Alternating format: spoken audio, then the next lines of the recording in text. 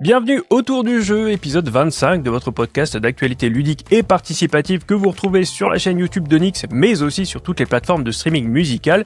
Je suis comme d'habitude avec Kevin de la chaîne des Ludovores, sur laquelle je fais d'ailleurs quelques apparitions, vais faire quelques apparitions ces temps-ci.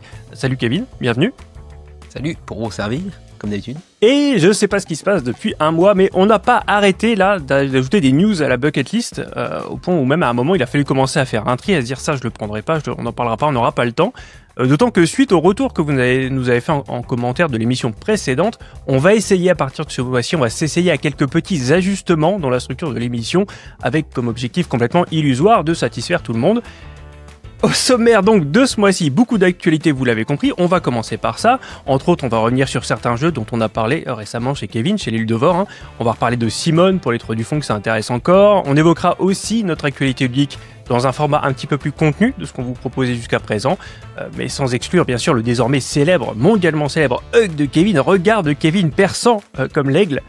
Et puis je voudrais bien institutionnaliser ce qu'on avait fait la dernière fois, c'est-à-dire qu'on va réagir à certains des commentaires que vous nous avez laissés lors de l'émission précédente, et c'est ça qui nous permettra cette fois, et peut-être j'espère les suivantes, d'ouvrir le volet débat de l'émission, qui est, si je me fie à la plupart de vos commentaires, donc celui qui a le plus de succès, et on vous en remercie grandement.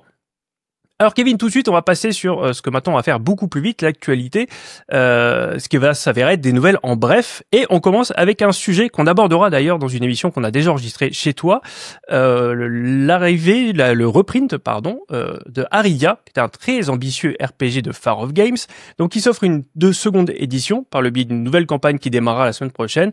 Alors il y a peu de nouveautés, j'ai regardé un petit peu au rendez-vous, à part la correction de quelques errata évidemment. Il n'empêche que cette deuxième impression ravira certainement tous ceux qui ont loupé ce jeu narratif expert dont la cote qui avait explosé très très tard malgré le succès surprise de son premier financement. Cette phrase ne veut rien dire parce que je lis un script pour essayer d'être le plus concis possible. Voilà, c'est un jeu dont la cote et la popularité avaient explosé très tard malgré le fait que déjà le financement avait pas trop mal marché avec un peu plus d'1 million. À noter donc que le prix des boîtes sur le marché de l'occasion est logiquement en train de s'effondrer, donc si le titre vous intéresse, sachant que dans ce second printing, il n'y aura pas grand-chose de nouveau, il y a certainement de bonnes affaires à faire dans les jours qui viennent. Pour l'anecdote, je surveillais sur Ocaseo, parce que je m'étais un peu fait hyper par des commentaires, d'ailleurs par vous là qui m'écoutez. Ça avait commencé autour de 350 €, là je commence à en voir autour de 200. Je pense que les gens logiquement sentent le vent tourner avec cette deuxième édition. Bien sûr. D'autant plus que c'est vrai que, comme tu le vois ici sur la page BGG 9.1, alors c'est toujours à prendre avec des énormes pincettes quand on parle des notes BGG, on le sait bien, mais quand même, il a un nombre d'évaluations assez conséquent maintenant. On va pas dire que ça veut rien dire non plus, quoi. C'est quand même un jeu extrêmement attendu et pour de bonnes raisons semble-t-il. Le matos est très très bon aussi.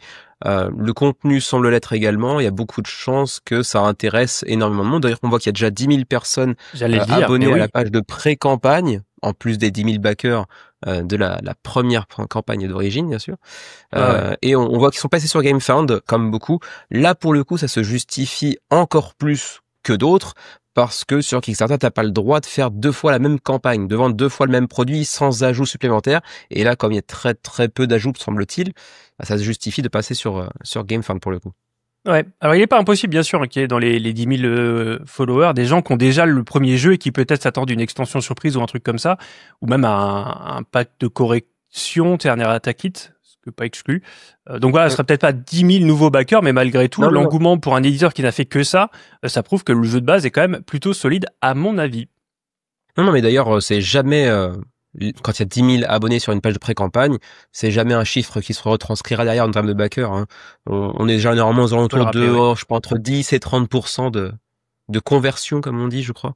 Ouais, bien sûr. Non, c'est 10 000, mais ça veut pas dire qu'il y aura 10 000 backers, bien évidemment. Dans la catégorie des reprints, qui fait à peu près l'essentiel de cette rubrique, on va avoir une deuxième édition aussi pour The Hunters AD 1492, AD 1492. Donc c'est par Officina Monstrorum. C'est un jeu de rôle médiéval narratif dont je vous avais dit beaucoup de bien il y a à peu près 2 ans, je crois. La review sera quelque part là-haut, là. Il revendique une note sur BGG qui est pas affichée là, mais qui est de 8,7, ce qui est quand même plutôt très très bon. C'est pas le premier jeu de l'éditeur qui a l'habitude de ces narratifs un petit peu quand même lourds, un petit peu costaud en termes de matos et de manipulation. Là, le but avoué justement, c'est d'alléger, de fluidifier le gameplay, qui va parfois être un petit peu trop simulationniste. Moi qui l'ai donc reçu et pas mal pratiqué, c'est vrai que même le fait de crafter, il faut suivre des recettes sur des pages et des pages, c'est un petit peu lourd de manière générale et parfois on va s'arrêter trop souvent, d'autant qu'il y a déjà pas mal de lectures dans tout ce qui est narration. Donc le but c'est de fluidifier un petit peu tout ça. Je crois le rendre un petit peu moins difficile aussi parce qu'il est quand même assez punitif. Et cette nouvelle campagne est donc une bonne occasion d'aller jeter un œil, même si, attention, a priori, il n'y aura pas de changement sur la version française. Ce sera une version française dématérialisée sur une espèce d'application web, vous savez, un petit peu dédiée. Je pense que c'est de la trad faite plutôt par l'IA ou à moitié par l'IA. C'est correct, mais c'est dommage parce qu'il y a quand même un gros lore et un gros boulot d'écriture derrière. Le truc, c'est que comme dans la plupart de ces jeux assez fouillés au lore assez intéressant, l'anglais est pas du tout de l'anglais débutant. Et même moi qui me revendique d'avoir plutôt un bon niveau, on peut finir épuisé juste d'avoir lu les histoires et de les avoir traduits à la volée pour les copains qui jouent. Donc attention à ça quand même si vous n'êtes pas forcément trop à l'aise avec la langue de Shakespeare. Et puis, Claustrophobia ferme la marche des rééditions annoncées récemment. C'est même une réédition, puisque le jeu original publié en 2009 avait déjà bénéficié d'un lifting en 2019 sous le giron de Monolith. D'ailleurs, pour l'anecdote, c'était le premier gros jeu participatif que je recevais, la première belle boîte avec des figurines et tout. J'étais comme un gosse, je me souviens, c'était la folie à ce moment-là. A priori, il y aura assez peu de nouveautés dans cette nouvelle version. Il y en avait encore relativement peu dans la version de 2019, à part donc un gros lifting graphique et un petit lissage des règles. Donc c'est un jeu d'affrontement entre le bien et le mal qui bénéficie, j'ai l'impression, d'une fanbase assez importante. Il a aussi souvent été critiqué, donc pas par la fanbase du coup, mais plutôt par des gens comme moi, pour des problèmes d'équilibrage entre les deux camps, donc qui s'affrontent à chaque fois dans des scénarios, malgré une ambiance vraiment très très très réussie, des figurines magnifiques, et puis un gameplay quand même un petit peu à part. C'est toujours Croc, le designer d'origine, qui est aux manettes, donc reste à voir s'il va réussir à moderniser le jeu, qui malgré tout, on le sentait déjà dans la version de Monolith, commence un petit peu à faire son âge et peut-être un petit peu rigide par rapport aux standards qu'on aura maintenant sur des jeux d'arène et d'affrontement. D'ailleurs, on va en citer quelques-uns tout à l'heure. Enfin, je fais un petit clin d'œil à Lofé, l'autrice qui m'avait fait découvrir le concept de Murder Party avec Oblune. Je vous renvoie là aussi à la vidéo que j'avais faite, qui était, je pense, assez rigolote. Elle revient le 18 novembre sur Game On Tabletop, encore une fois, avec L'étreinte des ronces, donc un nouveau scénario original pour 6 joueurs, en incluant le maître de jeu, qui cette fois va nous projeter dans un monde un petit peu moins féerique qu'Oblune, puisque les participants vont se retrouver enfermés dans une cabane au milieu des bois. Alors si vous connaissez pas le concept, je vous renvoie à la vidéo, je vais pas en faire un pitch ici, mais pour faire court, on est à cheval entre le jeu de rôle et le théâtre, puisque vous allez incarner vraiment physiquement dans votre pièce où vous allez jouer un personnage, en vous basant sur des éléments détaillés de sa personnalité. Vous avez une espèce de brief de quelques pages qui vous dit qui vous êtes, votre passé, vos ambitions, etc. Et puis vous allez ensuite l'incarner au sein d'un groupe sans savoir vraiment qui sont les autres nécessairement, afin de résoudre une énigme ou d'accomplir un grand objectif. Donc on n'est pas encore sur ce qu'on appelle le GN, le grandeur nature, vous savez, les gens qui sont des centaines là dans les champs à simuler des batailles, mais ça reste quand même du jeu de rôle, en quelque sorte, je dirais, grandeur nature ou grandeur appartement, ça marche très bien. Voilà pour les brèves. Ça te parle, toi, les Murder Party, Kevin? T'as déjà essayé ou pas du tout? Je l'ai essayé, mais uniquement dans le cadre du travail, c'est-à-dire que j'avais un groupe d'étudiants de fac en stage à l'Institut français, et on leur a fait faire un, mais du coup en français hyper accessible, très très simple, et bon, c'était marrant à faire, mais c'est vrai qu'à la base c'est pas un truc qui en tant que joueur m'attire tellement, mais c'est vrai que j'ai reçu également un contact, enfin un email à ce propos, pour le présenter brièvement dans le menu crowdfunding quand la campagne arrivera, ce que je ferai bien évidemment avec plaisir. Mais a priori, je suis pas le cœur de cible de ce genre de jeu-là, mais je me souviens de la vidéo que tu avais faite à l'époque pour Oblune, et c'est vrai que ça avait l'air drôle sur le papier, même a priori si t'étais pas forcément non plus le cœur de cible, j'imagine à la base. Et du coup, ça me laisse penser qu'effectivement, pourquoi pas à l'occasion, si c'est bien foutu, si c'est marrant et que c'est l'occasion de passer du temps avec des potes et de s'amuser ensemble d'une manière un petit peu différente de ce qu'on a l'habitude de faire, pourquoi pas. Je pense que oui, c'est surtout que l'univers me parlait peut-être moins, parce que dans la réalisation, par contre, Lofé, donc l'autrice, c'est quelqu'un qui bosse vraiment sur ces sujets. C'est détaillé sans être lourd, c'est très facile à prendre en main, mais il y a énormément d'éléments de background et un scénario qui est toujours creusé avec plusieurs couches à découvrir.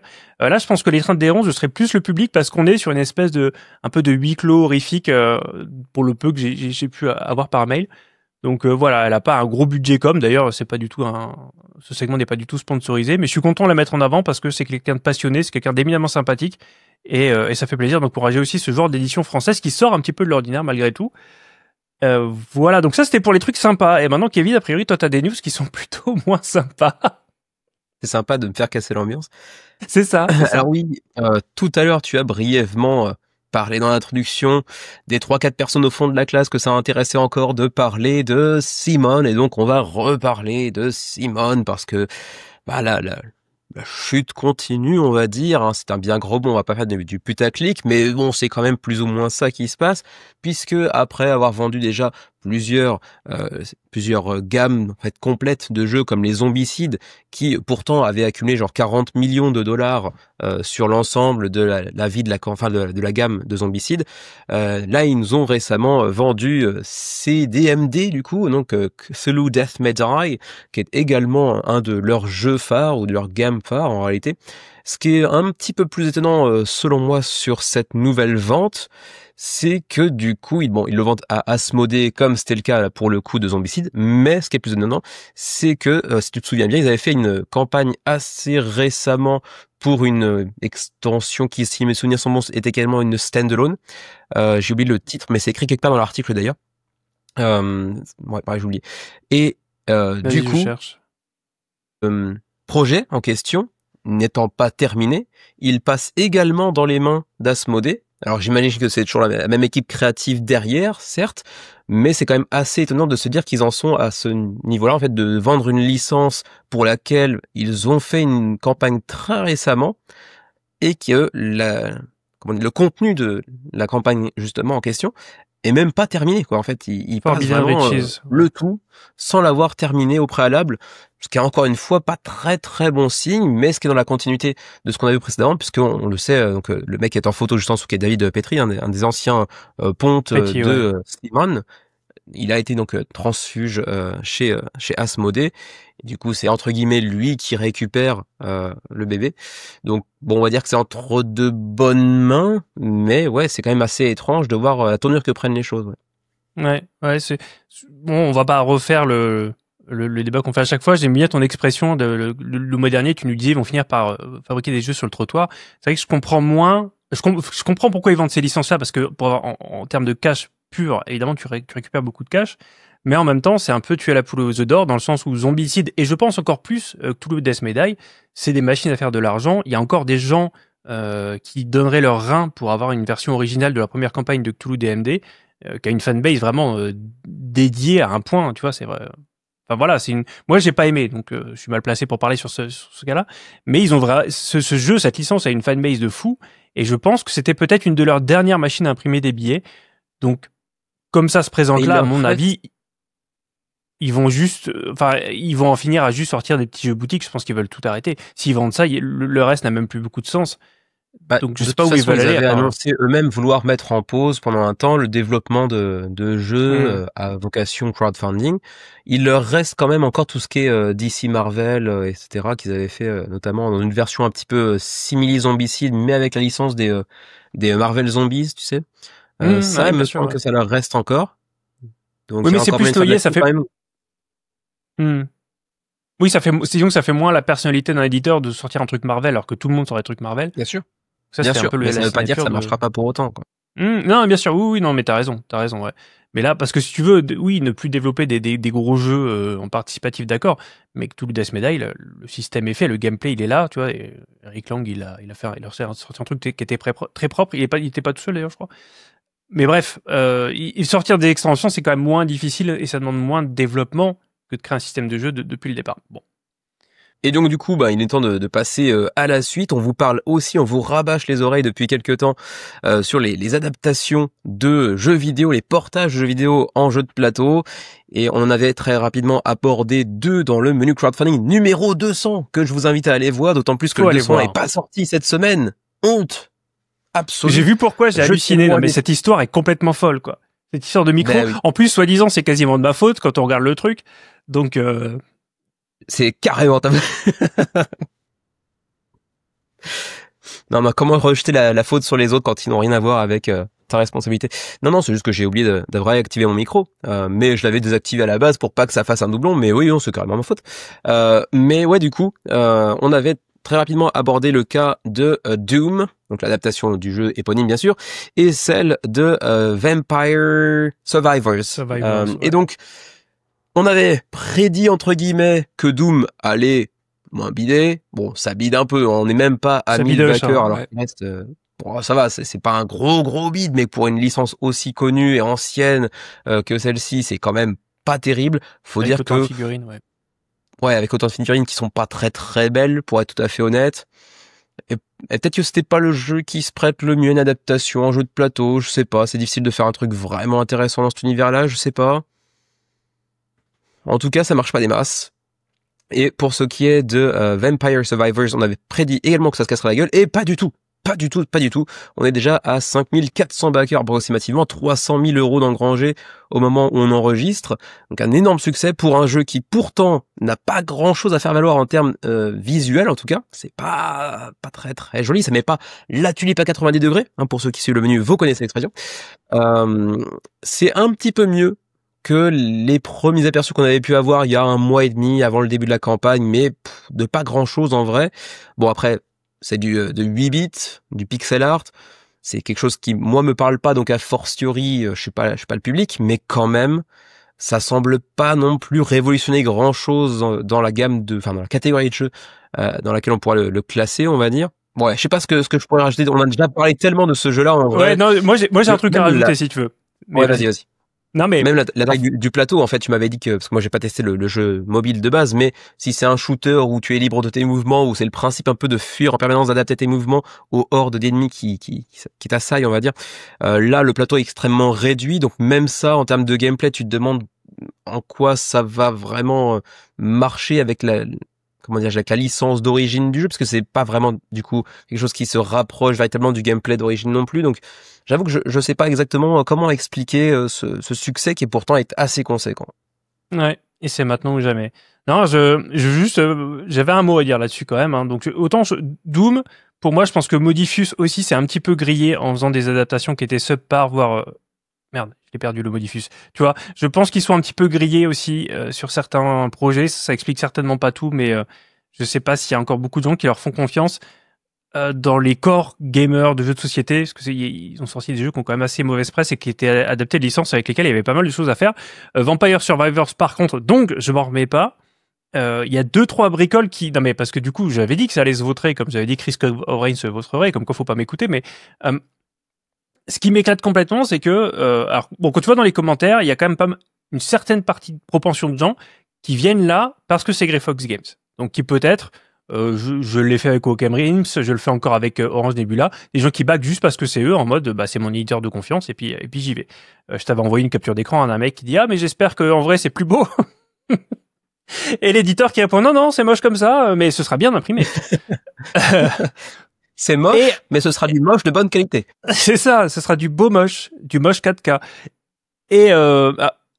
Parce que si tu veux, à côté, si t'aimes les vampires, je suis tombé là-dessus juste en cherchant vampire, tu vois. À côté, t'as Vampire Lords qui est en campagne également. Je sais pas du tout ce que c'est, hein, juste je vois qu'il y a des gens qui ont travaillé dessus. Bah toi, tu dois savoir ce que c'est forcément, ouais. En fait, j'en avais parlé dans le menu Frontline 201 qui a pas vu le jour. L'adaptation sourd et muet du menu. C'est ça. Je l'aurais fait avec la langue des signes et la prochaine fois ça pourrait marcher éventuellement. Mais ouais, c'est un super beau projet, primo éditeur, sorti un peu de nulle part. Ouais, ça marche bien, c'est à 2000 contributeurs déjà. Un petit jeu de deck building, contrôle de territoire, qui a l'air d'être vraiment cool avec une DA vraiment, avec un parti pris assumé vraiment très cool. Avec des choix pas forcément risqués, tu sais, faire du noir et blanc avec juste le rouge qui ressort parce que voilà, c'est le sang, machin. Mais ça marche très bien. Et c'est efficace. On pourrait le rapprocher un peu de ce qu'on évoquait, le parti pris de Dark Castle et tout, sauf que là, t'as une vraie... Ça va plus loin que juste du noir et blanc, en fait. Mais il y a ce côté un petit peu iconique, où tu pourrais pas le comparer à grand-chose. En tout cas, il y a rien qui me vient là, tu vois. Et ce que je veux dire, c'est qu'on va pas évoquer ce jeu plus loin. Malheureusement, du coup, personne n'en parlera, puisque Kevin n'a pas été fichu de sortir son émission. Mais ce que je voulais dire, en fait, le parallèle que je voulais faire, c'est que on voit quand même que là, sur un jeu qui est en plus un primo-éditeur, bah, il y a quand même un paquet de reviews. On a même l'ami Sherado qui, a priori, est en lendemain de cuite, là. Et à côté de ça, il y a personne qui a osé, enfin, presque personne, attention, qui a osé review Vampire Survivors, parce qu'en même temps, qu'en dire? Donc, on avait Game Boy Geek, je vais y arriver, Game Boy Geek, qui a fait une vidéo de 4 minutes dessus. Et la seule autre vidéo qui a été faite, parce que j'aurais quand même trouvé une, et j'ai dit, ah ça y est, ils ont trouvé quelqu'un pour en dire du bien, et ben cette vidéo-là, d'une chaîne que je ne connais pas, lui met 6,5 sur 10. C'est un reviewer, donc c'est censé être quand même plutôt le côté positif. Bon, c'est une petite chaîne, mais ça peu importe. Hein. Pour le coup, ils ont fait pas mal de vues, parce qu'il y a que qui en parlent. Mais même eux, a priori, étaient pas, alors qu'ils avaient l'accès au jeu, étaient pas plus emballés que ça. Voilà, donc c'est bien, à mon avis, et c'est pas un mal en soi, je veux dire, je lui souhaite pas du malheur à ce jeu-là, mais c'est bien la preuve qu'à mon avis, c'est les fans du jeu vidéo qui sont là-dessus, et tant mieux pour ceux qui ont eu l'idée de le faire. C'est juste que, comme souvent, on en parlait pour Doom l'autre fois, je pense qu'il y avait aussi moyen de faire un truc malin avec ça. Comme The Last Spell, là, des Italiens de Tabula Games. Ils ont quand même réussi à faire un truc sympa, c'était pas ma cam, mais au moins ils ont pas juste copié-collé le jeu vidéo. Voilà. Mais ouais, non, vraiment. T'as dit qu'il y avait quand même pas mal de gens qui étaient probablement allés parce que c'était Grey Fox Games. J'ai l'impression que j'ai eu en regardant les commentaires, ouais. Je me demande si ça va pas quand même être leur plus grosse campagne, parce que j'ai pas souvenir de. C'est vrai que c'est un éditeur installé qui fait des scores plutôt conséquents, mais j'ai pas souvenir qu'ils aient dépassé genre 6, 7, 8000 backers pour autant. Dans mes souvenirs. Ouais, alors là, comme ça, je pense que d'un coup d'œil, on pourra pas le voir, mais ce sera intéressant d'y réfléchir. Ce sera un peu complexe. Mais juste en checkant les précédentes campagnes, tu verras qu'il y a pas des titres qui ont fait des trucs vraiment massifs, quoi, je pense. Et du coup, je pense qu'il y a quand même une bonne partie des backers qui sont certainement des gens qui viennent du jeu mobile à l'origine, parce que tu l'as certainement dit dans la dernière vidéo qu'on avait faite à ce propos, je crois, qu'il y aura certainement sur l'appli mobile un lien vers la campagne pour dire il y a un jeu de société maintenant, allez-y. À mon avis, il y a aussi un petit peu de ça. Je pense pas que ce soit uniquement le nom de l'éditeur qui est quand même pas si gros que ça, mais oui, ça joue aussi, bien sûr. Ouais. Oui, il y a un petit peu des deux, mais là c'est vrai qu'en voyant ça, j'aurais presque envie de backer ça. Je le ferai pas parce que tu m'as déjà fait backer pas mal de choses récemment, sachant que c'était censé me calmer. Mais voilà, au moins c'est un jeu qui a de la personnalité. On reviendra pas sur la fameuse déclaration de Grey Fox Games qui disait ce jeu n'est pas seulement la vision d'un auteur, c'est surtout le décalque d'un free-to-play sur mobile. Puisque je suis toujours pas revenu de cette affirmation qui est faite sur leur page de campagne. Alors je vois que mon HDR déconne complètement. Pas mot à mot cette citation-là quand même. Ouais, c'est à peine paraphrasé. Je vois que mon HDR déconne. Là, vous avez une image qui est un petit peu délavée à l'écran. Ouais, je me demandais si c'était que moi, mais apparemment non. Ouais, non, ça arrive de temps en temps. Si ça devait se continuer, je ferai un cut et puis j'enlèverai complètement le HDR. Tu voulais terminer avec un sujet auquel j'ai complètement échappé jusqu'à tout à l'heure quand j'ai préparé l'émission. Ouais, Terra Mystica qui est également en cours de campagne sur GameFound. On parle là de la Special Edition un petit peu à la manière de Awaken Realms pour Agricola ou pour les Châteaux de Bourgogne. Steamforge Games, l'éditeur anglais, se propose aussi de faire une version ultime de Terra Mystica qui est quand même dans le top 40 sur BGG, donc vraiment un jeu classique parmi les classiques, un 8.0 sur BGG sans être passé par la case crowdfunding, où c'est vraiment un 8.0 qui en impose, on va dire.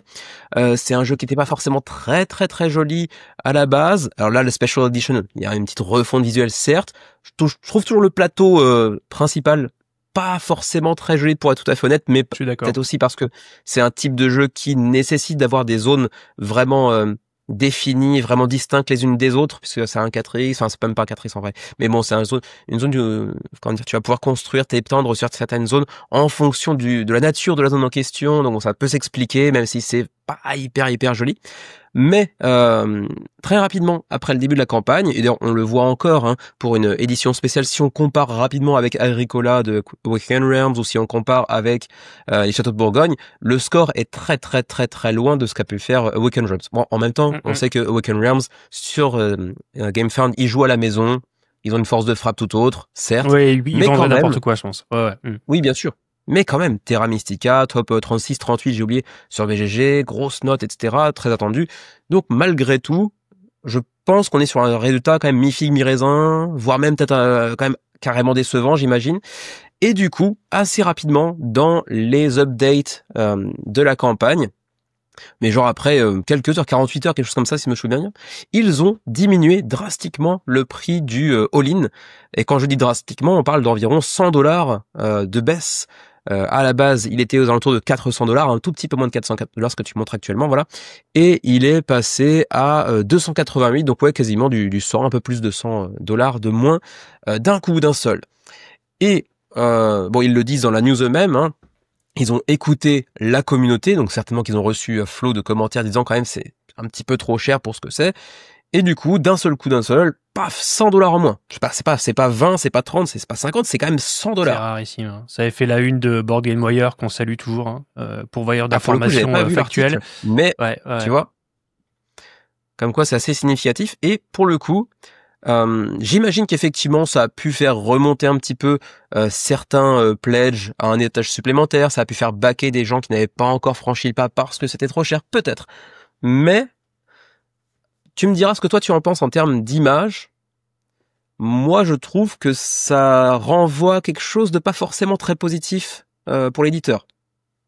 Ça crée un précédent un petit peu gênant. Alors SteamForge a quand même l'habitude, je pense que pour ceux qui le connaissent, vous le savez, hein, c'est souvent des pledges assez chers, c'est souvent des jeux assez, pas forcément luxueux, mais en tout cas avec souvent beaucoup de boîtes, ils vont aller chercher soit des jeux qui existent déjà, soit ils vont créer des jeux mais avec beaucoup de contenu et du très très beau contenu. Ça crée un précédent gênant à mon sens, et pour faire court sur 2 points. Le premier, c'est de dire que finalement, il suffirait de râler pour faire baisser les prix, et c'est-à-dire que ça insinuerait que de base, ils se faisaient une marge de malade parce que c'est des escrocs, et qu'en fait, certains pourraient dire, bah, tu vois, quand ils veulent, ils peuvent bien baisser les prix. Et donc, tu vois, ça crée, pour l'image même du crowdfunding en général, cette espèce d'idée que les éditeurs pourraient être des escrocs potentiels et que ils vivent tous sur des yachts, puisqu'il y a moyen d'aller chercher 100 balles sur un all-in. Alors, ce qui est peut-être pas complètement faux tout le temps, je dis pas que tout le monde est un saint là-dedans, hein, mais ça crée cette image, cette espèce de doute un petit peu compliqué. Et puis l'autre chose qui me dérange, c'est que, et c'est écrit dans la news qu'on vous a montré tout à l'heure, en fait, il n'y a pas moyen de faire baisser l'engagement des gens. C'est-à-dire que ceux qui ont payé 350 là, donc le prix de base qu'on pledgeait Day One, en fait, il faut qu'ils annulent leur pledge et qu'ils repledgent. S'ils le font pas, ça passe comme ça. Donc des gens comme, je sais pas, Xavier par exemple, qu'on salue, Xavier qui va pledger, qui après veut pas se spoiler, donc il regarde pas les updates, et ben il serait pas. Et puis bah, au moment de la livraison, il se rendrait compte, ou du PM, il se rendrait compte qu'il a mis 100 balles en trop, qui paieront certes peut-être une partie des frais de port, mais en tout cas tu vois, on rend pas l'argent aux gens. Eux de même n'ont pas annulé le pledge. Ils ont juste dit, si vous voulez le payer moins cher, vous pouvez faire la démarche d'annuler et de repasser commande. Et ça, bah, dans la façon de faire, c'est un petit peu du bricolage. C'est pas très professionnel non plus. Et ça nous rappelle qu'on est dans une industrie qui est pas toujours justement très très pro. Et c'est exactement là où je voulais en venir. C'est de renvoyer potentiellement l'image quasi frauduleuse du pledge d'origine qui valait bien plus cher que sa véritable valeur. Ce qui est probablement pas vrai en plus.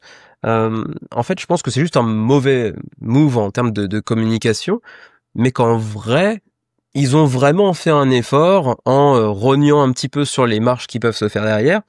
Mais je pense que le prix initial n'était pas si déconnant quand on voit tout le contenu. Il était très cher. C'était vraiment un frein pour moi, par exemple. Mais bon, quand on voit le contenu et la déluxification qui va avec, etc., bon, c'était pas plus déconnant que d'autres pledges, d'autres jeux, d'autres éditeurs. Mais effectivement, à mon avis, en fait, généralement, sur KS, sur GameFound, faut compter x5, x6 par rapport au coût de production en usine pour les prix qui sont proposés. Déjà en boutique, c'est plutôt du x6, on va dire, et en KS, parfois du x5, x4,5. Là, je pense qu'en fait, ils sont passés genre de x6 à x4.5, quelque chose comme ça. Donc effectivement, ils vont quand même pas mal rogner sur les marges qui peuvent se faire, bien évidemment. Mais en termes de com, en termes d'image, effectivement, je suis pas sûr que ce soit hyper positif pour eux, quoi. D'autant qu'il faut pas oublier, alors tu auras ceux qui vont dire, ah bah tu vois, au lieu de te mettre 100 balles dans la poche, là au moins on va payer les choses au prix juste. Faut pas oublier que ça c'est des renders et que pour encaisser cette réduction de 100 balles, ils peuvent très bien te proposer te donner au final des boîtes avec un carton beaucoup plus fin, un print sur les meeples qui sera de moins bonne qualité, des tapis qui seront idem tu sais pas en fait ce qu'ils vont donner à la fin. Et donc faut pas oublier que de toute façon, d'une manière ou d'une autre, ils ajusteront pour limiter leurs pertes autant de faire se peut. Donc pour moi, c'est pas une victoire. Et puis bon, il y a cette décision finalement de réduire les pledges pour augmenter le nombre de pledges. Bah là, visiblement, ça marche pas dinguement non plus. Non, on en parlait, je sais plus avec quel jeu on parlait.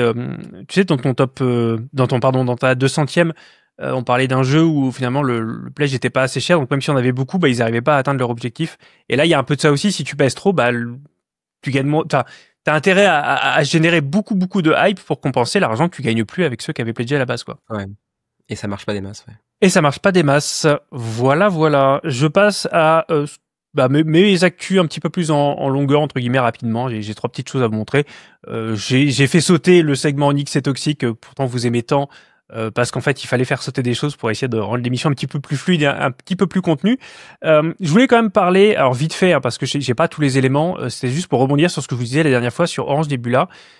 Et ça, c'était le débat, hein, l'espèce de débat qu'on lui a en fin d'émission sur le fait que il livrait un peu quand il voulait en fait, et il marchait un peu à deux vitesses, c'est-à-dire qu'ils allaient proposer des bricoles pour faire rentrer de l'argent, mais que les jeux qui étaient financés sur les plateformes de financement participatif souvent mettaient du temps à arriver. Donc il y a un live qui est annoncé pour le 20 novembre, dans lequel, alors là je vous le prédis 100%, hein, ça va être une ou deux nouvelles planètes pour Unsettled, des t-shirts et des porte-clés. Voilà. De toute façon, on a le New Creation Drop, c'est toujours ça. In hand, c'est-à-dire que c'est prêt à livrer, c'est-à-dire que ils l'ont développé en urgence, tu vois. News and Announcement, ils vont vous parler, j'imagine, du développement des campagnes qui n'avancent pas bien vite. Et puis l'awkwardness, donc le côté presque un peu cringe, hein, si vous me permettez, ça on le retrouve toujours chez eux et je l'apprécie de moins en moins. Donc voilà, c'est pas une bonne chose, une mauvaise chose. Moi, ça me déplaît, vous l'avez compris. Le fait qu'ils continuent à développer des planètes, tant mieux pour Unsettled qui est un super jeu, hein, mais pour moi. Là, ils sont juste en train de temporiser et tu peux pas. Enfin, je vous renvoie au débat qu'on a eu le mois dernier, hein, mais c'est pas possible de proposer un jeu en campagne, sachant qu'il y a encore 4 ans de développement à faire dessus, sans le dire, quoi, en disant ce sera livré dans un an. Et voilà. J'irai pas beaucoup plus loin là-dessus, mais je voulais quand même le mentionner parce que ça avait eu le don de m'énerver, de me dire tiens, ils vont encore me vendre un truc que je vais quasiment certainement acheter parce que je suis un gros fan d'Unsettled. Et donc je participe un peu au fait qu'ils abusent vraiment, à mon sens, hein, sur le traitement qu'ils font de leur campagne, et donc là, en l'occurrence, de Spiritfire. Un petit mot peut-être. Qu'est-ce que j'ai fait avec mes onglets encore? Qu'est-ce que c'est que ça? Ah ouais, bon bah, ah oui. On va reparler Altered, le jeu de cartes qui avait éclaté tous les records lors de sa première campagne de financement, dont on a parlé dans une émission qui est pas sortie, je crois, Kevin, c'est ça là qui est pas sorti. Hein. Dans le menu crowdfunding 200, on en avait parlé. C'est dans le menu? Ah oui, c'est dans le menu, voilà, ouais. Et on voyait que la campagne, je l'ai pas là d'ailleurs, j'ai pas fait l'onglet, la campagne était pas aussi haute qu'on aurait pu l'attendre. On s'était dit, mais c'est peut-être normal, c'est un jeu de cartes, maintenant les gens l'achètent en boutique, il y a pas d'inquiétude à se faire. Et ils ont sorti une news que je peux pas vous montrer parce qu'ils l'ont effacée, donc je renvoie encore une fois à Board Game ou ailleurs. Ils ont sorti une news assez surprenante, une grosse semaine, en disant, bon écoutez, on n'a pas fait les millions, et il nous faut les millions. Alors je paraphrase et bien sûr, comme d'habitude, je déforme énormément ce qu'ils ont dit, mais enfin je déforme, j'ironise. Mais en gros, ils disaient voilà, il nous faut 2,5 millions. Sinon, voilà, ils étaient à 500 000, ils ont dit il nous faut encore 2 millions, donc il faut 2,5 millions. Sinon c'est terminé, on a tout, on débranche. Et ça a choqué les gens parce que ils étaient à 10 fois. Je vais quand même sortir la page de la campagne, il va falloir que je la trouve. x10 l'objectif de financement malgré tout. Ouais. C'est le sujet habituel du faux seuil de financement. On a l'habitude maintenant, mais c'est toujours aussi malheureux. Ouais, mais de dire qu'avec une campagne à plusieurs millions, avec des ventes boutiques, des tournois, des trucs qui cartonnent et tout, avec ici quasiment 700 000, bon à l'époque donc 500 000, ils sont encore à vous dire ouais mais là il nous fallait, je vais pas dire 2 fois plus, mais plus que la dernière fois parce qu'ils avaient déjà fait au moins 1 million sur leur campagne d'origine. Sinon on arrête tout, mais vraiment on rembourse les backers, on rembourse les boutiques et on ferme les portes. Et les gens l'ont tellement mal vécu qu'ils ont backtrack quasiment instantanément, donc ils ont changé leur news, c'est pour ça que je peux plus vous montrer l'original, en disant non mais en fait ça va, mais quand même. Et voilà, donc entre temps ils ont prolongé la campagne puisqu'on peut faire un peu tout ce qu'on veut, hein, sur GameFound quand on a des copains chez eux ou qu'on demande gentiment. Donc ils ont prolongé la durée de la campagne, ce qui leur a rapporté quelques centaines de milliers d'euros, donc loin de ce qu'il leur fallait. Je pense que vu le backlash, peut-être même les pressions qu'ils ont reçues, j'en sais rien, je suis pas sûr que malgré tout ils débranchent tout comme ils avaient menacé de le faire. En attendant, ils continuent à faire des mises à jour régulières avec des add-ons débloqués, donc ils continuent à donner des trucs, ce qui est un petit peu contre-productif quand tu dis que t'as déjà plus assez pour survivre en l'état. Voilà, je trouve que c'est assez étrange. Parce que je comprends que un jeu de cartes à cette échelle puisse coûter cher, que le développement c'est cher et tout. Mais ça montre encore une fois, ça pose encore la question de la gestion de l'argent par des gens qui vont avoir beaucoup de succès à un moment donné et qui le lendemain vont te dire bon on avait 1,5 million, 2 millions en caisse, là tu nous ordonnes 500 000, mais en fait on n'a pas de quoi nourrir notre équipe de 25 personnes puisqu'Altered c'est 25 ou 26 personnes disait-il. Dans ce cas-là, faut pas lancer cette campagne-là, en fait. Je sais pas. Pour moi, il y a vraiment un problème sur la gestion de l'argent, la gestion des gens, la vision à long terme. C'est pas possible que eux soient en difficulté. Sinon, tout le monde est en difficulté, je veux dire, tu vois. C'est-à-dire que si tu me dis qu'ils ont vraiment 25 personnes dans leur équipe, c'est vrai que ça me semble vraiment très très conséquent en termes de staff pour un seul jeu qui plus est, même si c'est un jeu comme Altered. Ouais, c'est assez étonnant. Et pour info, je viens de rechecker. La première campagne sur Kickstarter, c'était quand même du coup 15 000 backers et 6 millions d'euros, enfin de dollars. Ah ouais, donc non, ok, d'accord. Je suis très loin du compte alors. Justement, où est-ce qu'ils sont tes millions? Enfin, ça me choque encore plus. Ça démontre pas forcément ce que j'ai dit avant. Voilà, une équipe de 25 personnes. Et je dis pas qu'ils ont des salaires, on va rebondir sur ce que tu disais tout à l'heure, hein, je dis pas qu'ils ont des salaires indécents et que c'est des escrocs et compagnie, hein. Mais comment c'est possible que... Enfin, je sais pas. Il y a moyen un truc qui me défrise, que là on est sur des montants qui sont astronomiques quand même. Je pense que l'Orcana qui a mangé son pain noir et qui a eu du mal à se vendre et qui s'est vendu inégalement avait peut-être même pas autant de backup à certains moments quand ils étaient au plus profond, tu vois. Je sais pas si ils avaient autant d'argent à disposition pour faire le taf. Donc voilà, ça me pose problème éthiquement parlant. Encore une fois, je critique pas, je sais pas du tout comment Equinox, hein, j'ai rien contre eux, bien au contraire. J'avais essayé de les contacter plusieurs fois, j'ai jamais eu de réponse, malheureusement. Mais voilà, du coup, ça m'a dissuadé de backer, hein, complètement. Parce que Ouais, je comprends. il y a un truc qui me pose problème. Si t'es pas capable de gérer 6 millions d'euros et que t'en viens à mettre la pression sur les joueurs pour qu'ils te donnent plus que ce qu'ils veulent bien donner pour une campagne d'extension, ça peut pas marcher pour moi. C'est pas possible.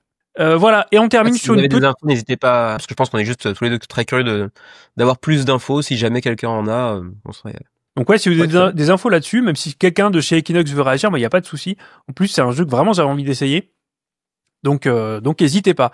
On finit sur un petit truc un petit peu plus léger. Alors comme je l'avais prédit, Threshold, donc OpenHall m'a pas envoyé de boîte. Il devait m'envoyer un proto quand la tournée classique des Warriors s'est terminée au début de la campagne. Je l'ai pas eu. J'ai quand même pledgé, on le voit ici, hein, j'ai craqué, mais j'en ai parlé, je crois, dans la 200e. Et un petit élément qu'on n'avait pas donné, que je trouvais sympa, donc on peut finir sur cette note positive. Si j'arrive à retrouver comment on fait pour le savoir... Ah bah non, je peux plus le savoir, si. C'est qu'ils ont donné une date de livraison qui est très réaliste, puisqu'ils ils annoncent une livraison à l'été 2027. Et j'ai trouvé ça super cool de leur part. Parce que j'en parlais encore avec David Lenourry, qu'on salue, hein, de Bad Boom Game. C'est un truc qui a toujours été un petit peu institutionnalisé, le fait de mentir sur les délais de livraison.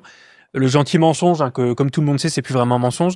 Et ben là, ils annoncent donc une livraison dans 2 ans. Et je trouve ça plutôt sain. Ça me dit pas que le jeu sera bien. J'espère qu'il sera bien. J'ai fini par me convaincre, malgré donc les pour et les contre qu'on avait amenés sur nos chaînes respectives au moment où on en a parlé. On verra. Mais en tout cas, ouais, j'ai apprécié le fait que la date de livraison soit réaliste. Et j'apprécie aussi, je sais pas si j'aurai le temps avant la fin de la campagne, mais j'apprécie qu'ils aient lancé un mode TTS. Donc si vous avez Tabletop Simulator, il est temps d'aller se faire la main. Et ça vous permettra peut-être d'y voir un petit peu plus clair, parce que je sais pas si toutes les reviews permettent de se faire vraiment un avis éclairé sur ce que donne vraiment le gameplay quand on est dedans. Donc j'espère avoir le temps de m'y mettre, mais si c'est pas le cas, allez-y, hein, si ça vous intéresse. Vous privez pas, dans leur dernière news, ils parlent de ce fameux mode TTS. On pourra regretter tout de même que s'ils ont choisi de donner une timeline réaliste, Et ils voilà, n'ont encore la pas mauvaise langue fait qui la même arrive. chose pour le seuil de financement. Toujours plus, toujours plus. Non, t'as raison, t'as raison. 50 000 $ pour un projet comme Threshold, juste non. Mais après, c'est un débat intéressant, hein, mais ça me choque moins dans le sens où si tu me mens sur le seuil de financement, au pire, tu vas arrêter la campagne en disant bah désolé, j'ai pas pu financer, on est déçu et c'est tout. Si tu me mens sur les délais de livraison, j'ai déjà donné l'argent, donc j'ai plus le choix que d'accepter ton truc et d'attendre que tu veuilles bien me livrer. Donc pour moi, c'est plus gênant, tu vois. Ça s'entend. Alors je vois pas ta tête, j'imagine que tu fais la grimace comme à chaque fois que je dis un truc. Non, tu comprends ce que je veux dire ou pas? C'est moins grave dans le sens où tu me voles pas quand tu mens sur le seuil de financement. Tu voles personne. Tu voles mes rêves à la limite, c'est tout. Oui, on peut dire ça. Enfin, quoi, il y a des campagnes qu'on financé, qu'on jamais livré après. C'est arrivé quelques reprises aussi. Donc... Ouais, ok, oui, c'est la porte ouverte à toutes les fenêtres. Je veux bien l'entendre. Exactement. Non, mais c'est très très rare, mais ça peut arriver aussi. Ouais. Je pense pas que ce soit du tout le cas de OpenHall, que les reins solides a priori. Donc... Ouais, je pense qu'ils ont quand même des... C'est pas tant qu'ils ont des beaux succès à leur actif, c'est que c'est des jeux qui continuent à se vendre sur le temps. J'ai l'impression. Ouais. Tu vois, Arcarios, qu'on en pense du bien ou du mal, qu'il y a des gens qui détestent ce jeu-là, qui le trouvent trop creux, il continue à se vendre très bien, en fait, il continue à avoir bonne presse. C'est des jeux dont on continue à parler, c'est pas des jeux qui périment comme Vampire Survivors va périmer aussi vite qu'il sera sorti. Donc je pense qu'ils ont, et je serais même surpris qu'ils vendent pas un peu en boutique, tu vois, au Canada, ou qu'ils sont canadiens ou aux États-Unis. Donc voilà. Donc je peux pas vous dire backez-le à tout prix, parce que je le back avec un petit doute quand même. C'est juste que je préfère ne pas le backer. Mais j'aimerais bien essayer le mode TTS. Faudrait que j'essaie de trouver le temps. Voilà. Allez, on finit là-dessus pour pas être plus en retard que le Nix habituel. Où sont mes notes? Où sont mes gens? Allez parler de nos jeux, ce qu'on avait pledgé récemment, reçu récemment, joué récemment, et puis finalement aussi les vieux de Kevin. les yeux de Kevin. Juste avant, je fais la super annonce. J'aurais dû la dropper plus tôt. Je vais faire une émission exceptionnelle que j'enregistre la semaine prochaine, je crois, avec Alexandre de Jeux en cravate et Nils de Jeux en carton, où ça va bitcher dans tous les sens, où on va se parler à cœur ouvert. Alors Kevin, tu viens pas, je crois, parce que t'es jaloux, je crois que tu m'avais dit. Parce que je les déteste. Non, Kevin vient J'aime pas et pas ça les me Belges, fend le cœur. déjà. Ça me fend le cœur. Non, on prenait pas les youtubeurs en dessous de 5000 en fait, donc il a peu le droit d'entrer. Mais non, alors évidemment avec les décalages horaires, vous savez, hein, Kevin, il vit une autre vie dans un paradis Je suis dans fiscal. le futur, moi. Ouais. Donc il sera pas là, mais j'espère qu'un jour il pourra être là. En tout cas, donc ouais, il y aura cette émission dans laquelle on va parler de tout à bâton rompu, des sujets qui sont pas forcément abordés d'habitude, même ici, alors qu'ici on est plutôt ouvert dans le débat. Donc restez accrochés, c'est vraiment la prochaine vidéo à sortir après celle-ci. Mais tu avais raison, Kevin, dans ta transition. Nos jeux, quels sont-ils? Alors du coup, ouais, on va mélanger un petit peu ce qu'on a reçu, pêle-mêle, hein, reçu et baqué très rapidement, un petit peu ce que j'ai joué. Et puis donc l'œil de Kevin, c'est jeu du menu crowdfunding qui en plus n'a pas existé cette semaine, mais qui d'après Kevin, d'après notre expert, mérite un deuxième coup d'œil ou un avis un petit peu plus appuyé. Est-ce que tu veux commencer par quoi? Bah moi, je vais te parler d'un jeu que j'avais backé à l'époque, sur GameFound également d'ailleurs. Il s'agit de Black Orchestra, qui est un jeu que j'avais envie de tester depuis fort longtemps. Et donc, ils avaient fait une campagne de réimpression plus Je crois que c'est standalone pas le bon là. sur GameFound, qui s'appelait Valkyrie. J'ai pas encore testé celui-ci. En revanche, j'ai testé Black Orchestra. Ils avaient prévu donc une campagne avec le jeu de base plus une nouvelle extension et également le standalone Valkyrie. Mais je crois qu'il s'appelle pas Black Orchestra pour le coup. Hein. C'est dans l'univers de Black Orchestra, mais ça s'appelle Valkyrie, je crois. Oui, Bref, oui, quoi qu'il en Vas-y, soit, vas-y. avec Xavier, on a pu tester donc le jeu originel Black Orchestra. Bah c'était aussi cool que ce que j'imaginais. C'est pas un jeu qui va révolutionner grand chose dans la catégorie des jeux coopératifs, dans le sens où tu vas avoir des personnages très légèrement asymétriques que tu vas déplacer d'une ville à une autre, voire même d'un quartier à l'autre de la capitale, donc de Berlin. Pour bien sûr tenter de mettre fin au jour du Führer. Le truc, c'est qu'il y a quand même pas mal de jets de dés. C'est un jeu qui est quand même pas mal assujetti au hasard, on va dire. Mais je le savais à l'avance et j'ai envie de dire que c'est pour le coup plutôt acceptable thématiquement parce que on le sait, en fait, ça retranscrit les différentes tentatives d'assassinat, d'attentats qu'il y a pu y avoir sur sa personne et qui ont toutes échoué. Parce qu'il faut vraiment que les planètes soient alignées, quoi, en gros. Et du coup, le côté un petit peu hasardeux est plutôt bien retranscrit, je trouve. Et du coup, là, les jets de dés sont pas si gênants, même si effectivement, je comprends que ça puisse frustrer de préparer pendant 45-50 minutes un attentat qui foire sur un jet de dés, ça peut être frustrant, mais en même temps, tu te dis que historiquement, ça passe, tu vois. Il y a eu pas mal d'attentats qui ont foiré. Et ça reste un jeu, surtout, c'est quelque chose que j'apprécie pas mal sur les jeux coopératifs et non narratifs, parce qu'on parlait tout à l'heure de jeux narratifs qui commencent à être un petit peu en berne, on voit de plus en plus de one-shot, même parmi les jeux qui proposent des modes campagne, il y a aussi des modes one-shot de plus en plus. Là, pour le coup, il n'y a pas de narration, mais t'as ce qu'on pourrait appeler une narration émanante, en fait, qui va se nourrir de ta partie en fait et qui va être différente à chaque fois, mais t'as une narration qui va émerger en fait du gameplay lui-même, puisque tu vas te raconter un petit peu ton histoire, tu vas faire on va faire ça et on va essayer de faire cet attentat là dans celui-là, mais d'abord faut que je réussisse à obtenir ci, ça et ça, et du coup ça marche plutôt bien de ce point de vue-là. Tu te crées un petit peu ton histoire, d'autant plus que t'as les cartes qui sont agrémentées de photos généralement d'époque, et du coup ça rajoute un petit peu à l'immersion. Et ouais, ça marche plutôt très bien. C'est pas forcément un must-have en termes de gameplay pur, mais c'est un jeu qui est efficace et que je ressortirai avec plaisir. Ouais, c'est intéressant. Je suis vraiment passionné par la Seconde Guerre mondiale et malgré tout, je pense que à part j'en évoquais un tout à l'heure, à part les par les wargames, j'ai jamais trop touché à ce genre de jeu.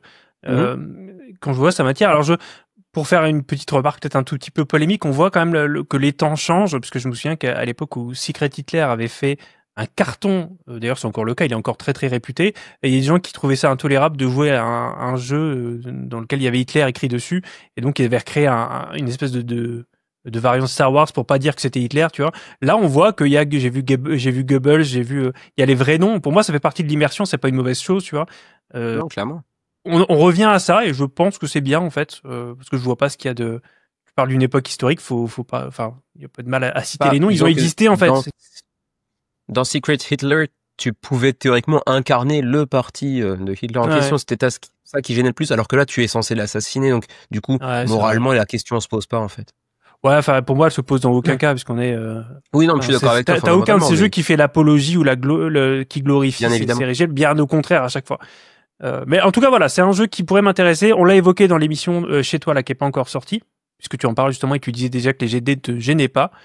Peut-être que moi, ça me ferait un peu mal aux fesses que toute la partie joue sur un jet de dés, mais je peux comprendre l'envie de coller à la réalité et puis de donner envie de rejouer, justement, de retenter autrement. Donc pourquoi pas. Puis ce n'est qu'un twist au final. Si t'as passé 45 minutes à t'éclater, bon bah c'est pas. Est-ce que ça a trop d'importance que ton jet de dés soit réussi ou pas? Après, c'est pas complètement du hasard non plus. T'as des manières de mitiger un petit peu le hasard, mais bien sûr. Fondamentalement, ça reste quand même assez prégnant. Ok. Alors sur ce que j'ai reçu, il y en a beaucoup, mais là je vous parle de ce que j'ai reçu et ce à quoi je n'ai pas joué. Donc c'est pour ça que ça va aller assez vite. J'ai reçu d'abord The All King's Crown. Non, arrête. Alors là, je t'interdis de dire ça. Je suis, à part toi, du coup, je suis certainement le dernier à l'avoir reçu et je suis assez dégoûté parce qu'en fait, il y a eu un problème de logistique. J'avais un accord avec l'éditeur parce que j'ai parlé du jeu quand il a été lancé et j'ai participé d'ailleurs au tournoi. Et donc l'éditeur a dit je t'enverrai une boîte. Donc là, c'est une boîte qui m'a été offerte, hein, je le dis complètement. Je le dis très sereinement. Le problème, c'est que du coup, il y a un problème de logistique avec ma boîte et donc je l'ai reçu après tous les créateurs de contenu, puisque je devais moi aussi en faire du contenu. Ce qui fait que tout ce que je pourrais vouloir en dire a déjà été dit et ça me désole.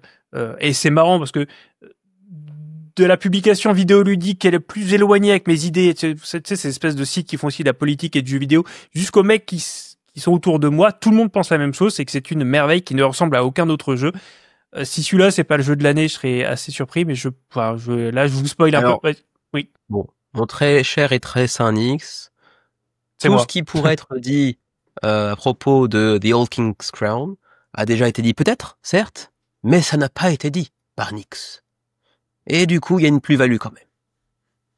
Je cherchais une réaction marrante à avoir, mais je sais même pas quoi. C'est beau ce que tu me dis. Ça me touche, en fait. C'est que je vais faire comme si tu me disais ça sérieusement. Non, alors tout ça pour vous dire que si vous êtes passé à côté, vous n'avez aucune excuse. Alors le jeu est pas fait pour tout le monde. Voilà. Non, clairement. C'est un jeu qui est assez complexe. C'est un jeu qui marche mieux à 3 joueurs et plus, même s'il tourne à 2. Voire même en solo, a priori. Voilà. Mais c'est une curiosité dans le sens où, voilà, il ressemble à rien. Dans le sens à rien qui existe déjà. Sans dire qu'il n'a pas d'influence, hein. Il n'a pas été influencé par d'autres jeux. Il est unique en son genre, il est beau, il est réussi, il tourne. J'ai vu personne se plaindre de ce jeu ou le critiquer. À part ceux qui ont dit, bon, bah, c'est pas forcément j'ai pas les joueurs pour, ou voilà, ça c'est autre chose. Et donc, ils vont, alors que j'avais prédit l'inverse, mais encore une fois, mes prédictions, qui écoute encore les prédictions de Nix en 2025? Personne. Il y en a pas une qui était bonne depuis janvier. Si, peut-être une. À un moment, je me vantais d'un truc, je sais plus, au début d'année. Bref. Ne joue pas en bourse. Ils vont faire un second printing avec une nouvelle extension. Moi, j'avais dit le truc est tellement calibré au cordeau qu'ils font pas d'extension pour pas casser l'équilibrage. Visiblement, si quand même. Je serai dessus. Et voilà. Et donc, j'en reparlerai certainement. Je vais y jouer de toute façon à OKC évidemment. Mais je suis un peu deg entre guillemets de le deal à la base, c'était t'en repars la livraison, on te l'envoie en avance. Et finalement, je l'ai reçu après tout. C'est la faute à personne, je blâme personne évidemment, mais et je les remercie de me l'avoir envoyé quand même. Bon allez, j'ai dit que je passais vite. On passe. De toute façon, tout le monde a déjà tout dit. À part moi. J'ai reçu Epox, le jeu de Ice Makes qui reprenait, qui synthétisait les jeux vidéo de civilisation, type civilisation. Je l'ai reçu assez vite. Hein. C'est un jeu qui a été financé en juin 2024, donc ils n'ont pas perdu de temps. C'était aussi une petite campagne, ça fait à peu près 150 000 euros, ça j'avais fait le calcul. Donc c'est pas des grosses productions, mais il faut pas oublier que Ice Makes aujourd'hui, ils vivent comme des pachas sur le dos de Terrorscape. Et je pense que c'est Terrorscape qui leur permet quelque part de se faire plaisir à côté et à l'auteur de tenter d'autres choses qui sont peut-être moins rentables. Mais ils ont un tel, en tout cas en ce moment, une telle traction avec leur campagne au pluriel de Terrorscape qu'ils peuvent se le permettre. Donc voilà, je l'ai à peine déballé. J'ai hâte d'y rejouer parce que ça marchait très bien. Je vous renvoie à ma revue si ça vous intéresse. Et voilà, donc je suis content de l'avoir reçu aussi vite. C'est un petit peu étrange d'ailleurs la boîte, pour l'anecdote, parce que bon, ça pas, je sais pas quoi en tirer, mais la boîte est quasiment vide. Tu sais, la boîte du jeu, elle est quasiment. Tu la reçois, t'as quoi? T'as une espèce d'insert au fond, insert en carton. Il est un peu cheap en termes de. T'as pas d'insert en plastique et tout. Hein, ça explique aussi les coûts assez raisonnables du jeu. Donc t'as l'espèce d'insert, t'as quelques cartes et tous les plateaux de jeu, tu vois, les punchboards, les maps et tout, elles sont livrées en dehors de la boîte. Donc la boîte était cellophanée vide. Donc je me demande s'il n'y a pas une couille au niveau de l'assemblage pour qu'ils se retrouvent obligés d'envoyer le punchboard à part en fait, tu vois. Ok. Étrange. Parce que je vois pas d'autres explications, je vois pas en quoi ce serait intéressant ou rentable d'envoyer ça prend de la place pour rien. Donc c'est un petit peu l'originalité. Voilà, très très hâte de revoir celui-là et je termine avec 3 bricoles. J'ai reçu Thief Dome. Alors Thief Dome, je l'avais évoqué il y a quelques mois, je crois, parce que c'est un jeu que j'avais backé il y a très longtemps et que je pensais jamais recevoir 2023. Ouais. Il est finalement arrivé. Alors tu vois, c'est un jeu. Il fait partie de ces jeux qui sont très trompeurs sur l'ADA parce qu'en fait, j'ai ouvert le livret de règles et punaise, le livret de règles, il est assez costaud quand même. Il y a beaucoup de mots, beaucoup de pages avec beaucoup de mots dessus.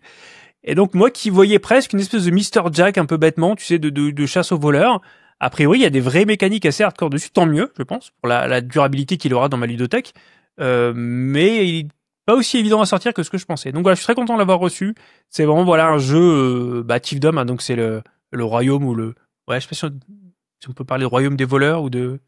Comment tu le traduirais, toi, monsieur le... Si, c'est comme ça que tu pourrais... Ouais, de prime abord, ouais, le royaume des voleurs, ouais. Ouais, voilà, ouais. Donc, il y a un jeu par les auteurs de Clans of Caledonia. Donc, voilà, assez hypé là-dessus. Pardon? Gros succès, Clans of Caledonia. Gros succès, voilà, ouais. Là, un petit peu plus raisonnable, mais en même temps, c'est un jeu qui, tu vois, un jeu à 29 € en fait. Et voilà, je trouvais l'idée sympa. Je pense qu'ils ont pas fait semblant parce qu'encore une fois, les règles ont l'air assez costauds. Bon, voilà pour ça. Alors, qu'est-ce que tu voulais... À quoi t'as joué, toi? Alors, au-delà de Black Orchestra que j'ai mentionné tout à l'heure, en nouveauté, on a aussi très récemment avec Xavier pu tester, et grâce à lui, ce sont ses copies, Everdell Duo et Everdell Silverfrost, donc 2 nouveaux épisodes, on va dire, dans la gamme de Everdell. Bon, on le sait, Xavier, c'est un mort de faim de Everdell. Dès qu'il y a un truc Everdell qui sort, il l'achète. Il m'avait surpris en vendant le premier spin-off de Everdell, dont j'ai oublié le titre, qui était visuellement pas très joli, qui, je trouve, n'ajoutait pas grand-chose en termes de nouveauté. Il avait vendu parce qu'il était pas très convaincu. Il l'a racheté derrière, dis donc. Hein, typical Xavier, quoi. voilà, typiquement, c'est la première chose que j'ai pensé. What aussi. did you expect? Ouais, mais en fait, je crois qu'il avait même pas fait tant que ça, mais ça m'a juste pas du tout surpris, en fait. Bref, Everdell Duo qu'on a pu tester. Comme son nom l'indique, c'est exclusivement pour 2 joueurs, en 1 contre 1 ou en mode campagne coopératif, c'est bien compris, mais on l'a joué que en 1 contre 1 pour le coup. Bon, pas grand chose en dur, c'est plutôt sympa, ça marche plutôt bien dans un temps de jeu plutôt ramassé en comparaison avec Everdell, son grand frère. Mais je prendrai un tout petit peu plus de temps pour parler de Everdell Silverfrost, qui pour le coup est vraiment un spin-off qui a l'ampleur, l'envergure du premier en fait, hein, simplement. Ça partage vraiment l'ADN de Everdell, premier du nom, très largement. Il y a juste quelques petits ajouts. C'est-à-dire que là, on est dans une région beaucoup plus froide, aride que la région du jeu de base. Et donc, il va falloir réchauffer un petit peu son monde. Il va falloir faire fondre la neige, la glace, qui va venir progressivement accaparer un petit peu votre village, en fait, simplement, qui va s'entasser sur les habitations, sur les bâtiments, même sur les créatures également. Et donc, tu as une gestion des feux, on va dire, que tu peux gérer un peu comme une ressource à part entière, on va dire. Et t'as aussi quelque chose qui peut s'apparenter à l'une des extensions du jeu de base, c'est-à-dire les gros critters, donc les critters un petit peu uniques, à utilisation unique, on va dire, que tu peux aller chercher sur la montagne et qui ont une forme de rivière. Ils vont dégager au fur et à mesure. Tu vas pouvoir les utiliser de manière unique en engrangeant aussi un petit peu de points sur les choses-là. Tout ça est plutôt très bien pensé. Et puis, il y a aussi cet ajout par rapport au jeu de base justement de cette gestion du feu, de la neige, etc., qui vient le rendre un peu plus tendu, un petit peu plus ténu au niveau du gameplay, parce qu'il y a toujours ça à gérer, parce qu'une carte qui est recouverte de neige n'a plus d'utilité. Elle sert plus à rien. Donc par exemple une carte de production, que ce soit un bâtiment ou un critter, une créature, si c'est recouvert de neige et que tu ne débarrasses pas la neige qui est dessus, elle sert plus à rien, elle occupe juste une place dans ton village. Donc ça aussi, il faut le gérer. Et la ressource du feu, justement, est pas si facile que ça à s'octroyer, à obtenir. Et du coup, c'est assez intéressant de ce point de vue-là. Pour l'instant, Est-ce j'ai que qu'une ça seule rend pas partie dans les d'ailleurs pattes. le jeu Est-ce que ça rend pas Vas-y. d'ailleurs le jeu plus intéressant que le jeu de base, que j'ai toujours trouvé sympa, j'ai même un exemplaire du jeu de base, mais qui est quand même hyper basique. Là, j'ai l'impression qu'avec ça, t'as quand même un petit twist en plus qui va rendre le truc. Alors, c'est vrai que le jeu de base d'Everdell, que je trouve encore très agréable au jour d'aujourd'hui. Hein. Oh Vraiment, oui. j'adore Everdell, même jeu de base. Mais effectivement, c'est pas un jeu expert. Par contre, si tu lui ajoutes genre 2 extensions en même temps, ça commence à devenir un peu plus intéressant, surtout avec Spirecrest. Et donc, je pense qu'il est pas mal inspiré de Spirecrest. Là, il y a un Est-ce que sacré ça le rend shop plus maintenant. intéressant? Ouais, il y a masse de contenu maintenant. 225 pour l'édition Deluxe All-in, là, avec une boîte d'une taille inimaginable. Bref, est-ce que ça le rend plus intéressant? Ça le rend plus expert, entre gros guillemets. Ça reste un jeu quand même relativement accessible. Mais je suis pas sûr que ça le surcharge pas pour pas grand-chose. J'ai qu'une seule partie, donc pour l'instant, je peux pas émettre de jugement définitif. Mais je dirais pas que je l'ai préféré au Everdell de base. Peut-être parce que Everdell, pour moi, c'est un petit peu un jeu de placement d'ouvriers, de gestion de ressources assez cosy, Ouais. avec ta construction de moteur aussi, qui fait que tu vas avoir de plus en plus de choses à faire, etc., que tu vas gérer de mieux en mieux ta ville. Un truc qui se retranscrit pas forcément très bien dans Silverfrost, parce que tu auras toujours cette gestion de la neige également. Oui, finalement, est-ce que c'est encore le même. Enfin, c'est pas que c'est plus le même jeu, mais est-ce que tu prends Everdell pour ça? Je peux comprendre, ouais. Qu'à la limite, c'est peut-être mieux d'avoir le Everdell de base qui est simple et cosy. Et si tu veux un truc plus hardcore, bah, tu vas chercher un autre jeu carrément et pas forcément un Everdell modifié. C'est un peu là où je voulais en venir, effectivement. Ouais, C'est ouais. si je devais choisir, parce que moi j'en ai aucun, c'est Xavier qui a toute la série. Si je devais en choisir qu'un, je prendrais encore le jeu de base d'origine. Ouais, je peux comprendre. D'accord. Mais il y a un truc intéressant, c'est que dans quelques semaines, quelques jours, ils vont nous pondre une nouvelle campagne avec encore un spin-off qui s'appelle donc Amber Leaf, si mes souvenirs sont bons.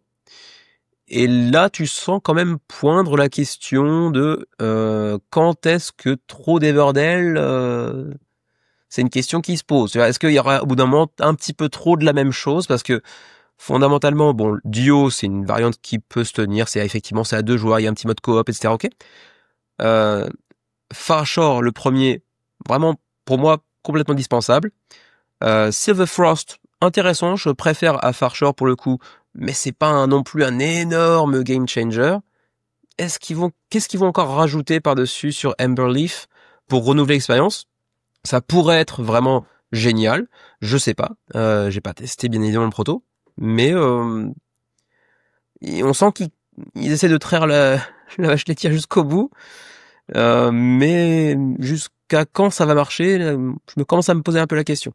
Peut-être qu'ils le vendent à Simone. Bah oui, parce que c'est vrai que ça fait quand même vraiment machine à imprimer des billets aussi. Je sais pas, peut-être ils ambitionnent de faire comme Carcassonne, tu sais, et ces 250 extensions qui prennent une pièce entière. Mais là, c'est même pas des extensions, c'est des stand-alone, c'est des spin-offs. Ouais, c'est encore plus bizarre, ouais. En même temps, allez, la comparaison est peut-être pas très flatteuse, mais combien il existe de versions du Monopoly qui se vendent toutes? Alors, je dis pas que les jeux sont pareils, mais ce que je veux dire, c'est que peut-être que Everdell, ça te dira rien, mais Everdell dans l'espace, tu vas dire, ah ouais, ça c'est bien pour mes enfants, parce qu'ils aiment bien l'espace. Tu vois ce que je veux dire?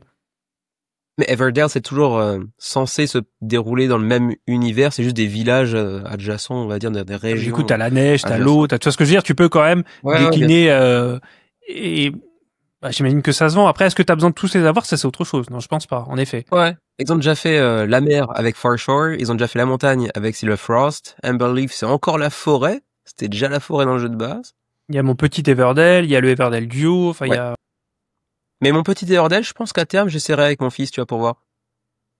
Ça peut être Le sympa. système, le système est génial. Ça reste un jeu Ouais. de casu dans Très dans le, comment dire, ça reste un jeu de casu dans la plus belle, enfin, comment dire, la plus flatteuse des façons, tu vois. J'arrive pas à dire ma phrase comme je voudrais la dire. Et c'est le jeu de casu dans le bon sens du terme, voilà, dans le meilleur sens du terme, où j'ai pu jouer avec des gens qui étaient encore une fois, les plus gros casus de mes groupes et ils étaient contents. Et malgré tout, même toi qui es un plus expert, tu t'arrives à trouver ton fun dedans et en plus il est beau. Donc, ouais, ça peut se décliner et ils ont tout intérêt à le faire si ça marche. D'autant plus que le prochain épisode, donc Amber Leaf, est illustré par Mr. Kellington, donc visuellement, c'est vrai qu'il envoie. Ça va être beau. Je n'en doute pas. Ok, alors je fais un petit crochet, mais pas trop rapide cette fois. Je fais un petit crochet sur les jeux auxquels j'ai joué. Non, je vais essayer d'aller vite parce que je vais pas faire une review sur chacun. Il y en a que 3 de toute façon. Et puis après, on verra l'œil de Kevin, évidemment, c'est-à-dire le menu crowdfunding que vous n'avez pas eu en version condensée. J'ai reçu... Et pas que, hein. Et Pour rappel, quand même, oui. l'œil de Kevin, c'est pas uniquement les nouvelles campagnes, c'est les campagnes qui sont pas encore finies. Oui, oui, bien sûr. Prêtes à se terminer. Donc il y en a que j'ai déjà présenté véritablement le menu crowdfunding pour le coup. Ça va, ok, ça va un peu mieux. Alors j'ai reçu la totale de ce que j'avais backé chez Skytier Games, donc j'avais le Onward qui est le nouveau jeu, leur nouveau jeu, qui est une version, donc une adaptation de MOBA, mais plus light que le Skytier d'origine, enfin moins lourde dans les manipulations. Et j'ai reçu en même temps, parce que j'avais craqué, et là j'ai fait mon Xavier, hein, j'ai racheté un truc que j'avais revendu, la totale de Skytier Horde, qui est une espèce de jeu de castle défense à base de cartes, pour lequel je n'aurai pas de visuel, on voit un petit peu ici, ça se joue avec des lignes de cartes, ça n'a rien à voir, il n'y a pas de figurine, hein, c'est que de la carte. Donc tout ce que je peux en dire, c'est que Skytier Horde dans sa version complète est vraiment très très sexy puisqu'il y a énormément de rejouabilité entre le clan que tu vas incarner, les ennemis que tu vas incarner, que tu vas affronter, le boss que tu vas affronter, le château dans lequel tu vas habiter. Tu peux vraiment customiser tes parties.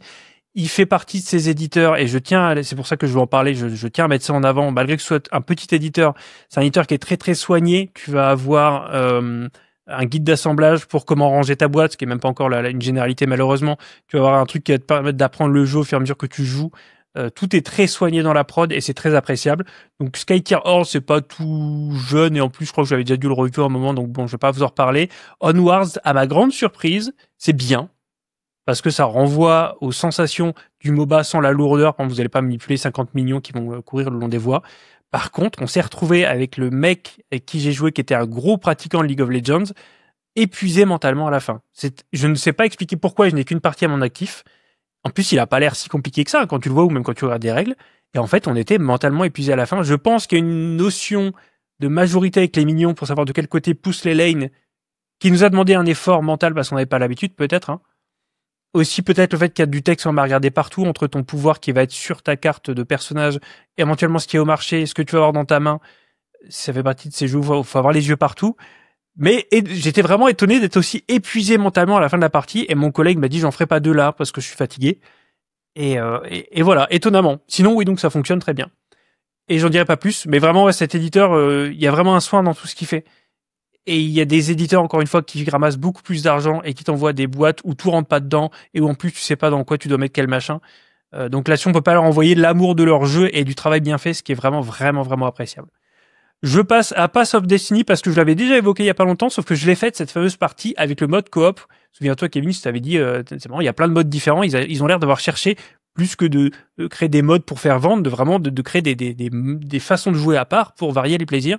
Donc, on a joué au mode coop dans lequel juste tu affrontes un monstre, tu n'as plus du tout ce côté narratif où tu choisis ton chemin, comme on voit ici, où tu crées ton histoire. Tu as juste un monstre. Le monstre, en fait, il va pourrir un petit peu les cases. En tout cas, celui qu'on a affronté, il va pourrir les cases sur lesquelles tu vas pour prendre tes cartes. Donc, à un moment, ton choix des cartes que tu vas sélectionner à chaque tour va aussi être influencé par la merde que le monstre aura laissé ou pas. Et voilà, et c'était très agréable. Alors, je pense que c'est même pour ceux qui, peut-être, ont pris cette boîte-là ou seraient tentés de la prendre parce que tout ça, elle ne doit pas valoir bien cher. C'est un bon moyen d'initier les gens au jeu parce que tu t'épargnes tout le côté narration, quête secondaire et compagnie qui vont complexifier un jeu qui quand même demande un petit peu de réflexion et beaucoup de paramètres à gérer pour rester sur du basique de je veux faire des beaux combos de cartes, c'est un jeu à la base de combos de cartes, et puis je veux faire augmenter l'XP de mon perso. Donc finalement, je me suis dit que comme il avait aimé cette partie-là, mon pote qui avait jamais joué à Pass of Destiny, peut-être que la prochaine fois, je lui mettrai la version narrative classique compétitive parce qu'il a pu apprendre en douceur et en plus en coopératif.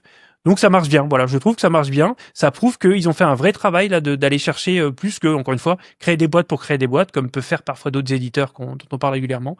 Et donc j'étais assez séduit là-dessus. Donc voilà, bon point éventuellement donc pour cette petite boîte là qui permet de faire du coop, sachant qu'il y a aussi une boîte qui permet de faire du 1 contre tous, que j'aimerais bien tester, mais là forcément il faut être plus que 2 et je sais pas si j'aurai l'occasion. Et je termine avec encore un coucou à notre David National, puisque j'ai eu l'occasion de rejouer à Maximum Apocalypse Wasted Wilds. Alors c'est un jeu, vous savez, c'est la deuxième édition du jeu de Rockmanor Games, donc de Mike Nade, après Maximum Apocalypse tout court, et c'est un petit peu un jeu pour lequel j'avais une sorte de syndrome du tutoriel, c'est-à-dire qu'à chaque fois que je ramenais le jeu, forcément je montrais le scénario 1 de la campagne du Maximum Apocalypse aux gens, Et donc déjà moi je jouais toujours au même scénario, donc ça m'a usé. Et puis comme c'est un scénario de tuto, bah finalement tu vois pas toutes les mécaniques et donc ça me paraissait très très très très limité dans son gameplay. Et là du coup j'ai pas voulu faire ça. Donc quand j'ai déballé et préparé ce scénario de West Wild, je suis allé directement à la mission 3. J'ai appelé d'abord David pour qu'il me briefe. D'ailleurs merci à lui d'avoir pris le temps de m'expliquer comment profiter du jeu. Je suis allé directement au scénario 3, donc avec toutes les mécaniques incluses, sans le côté on te prend par la main pendant 2 scénarios.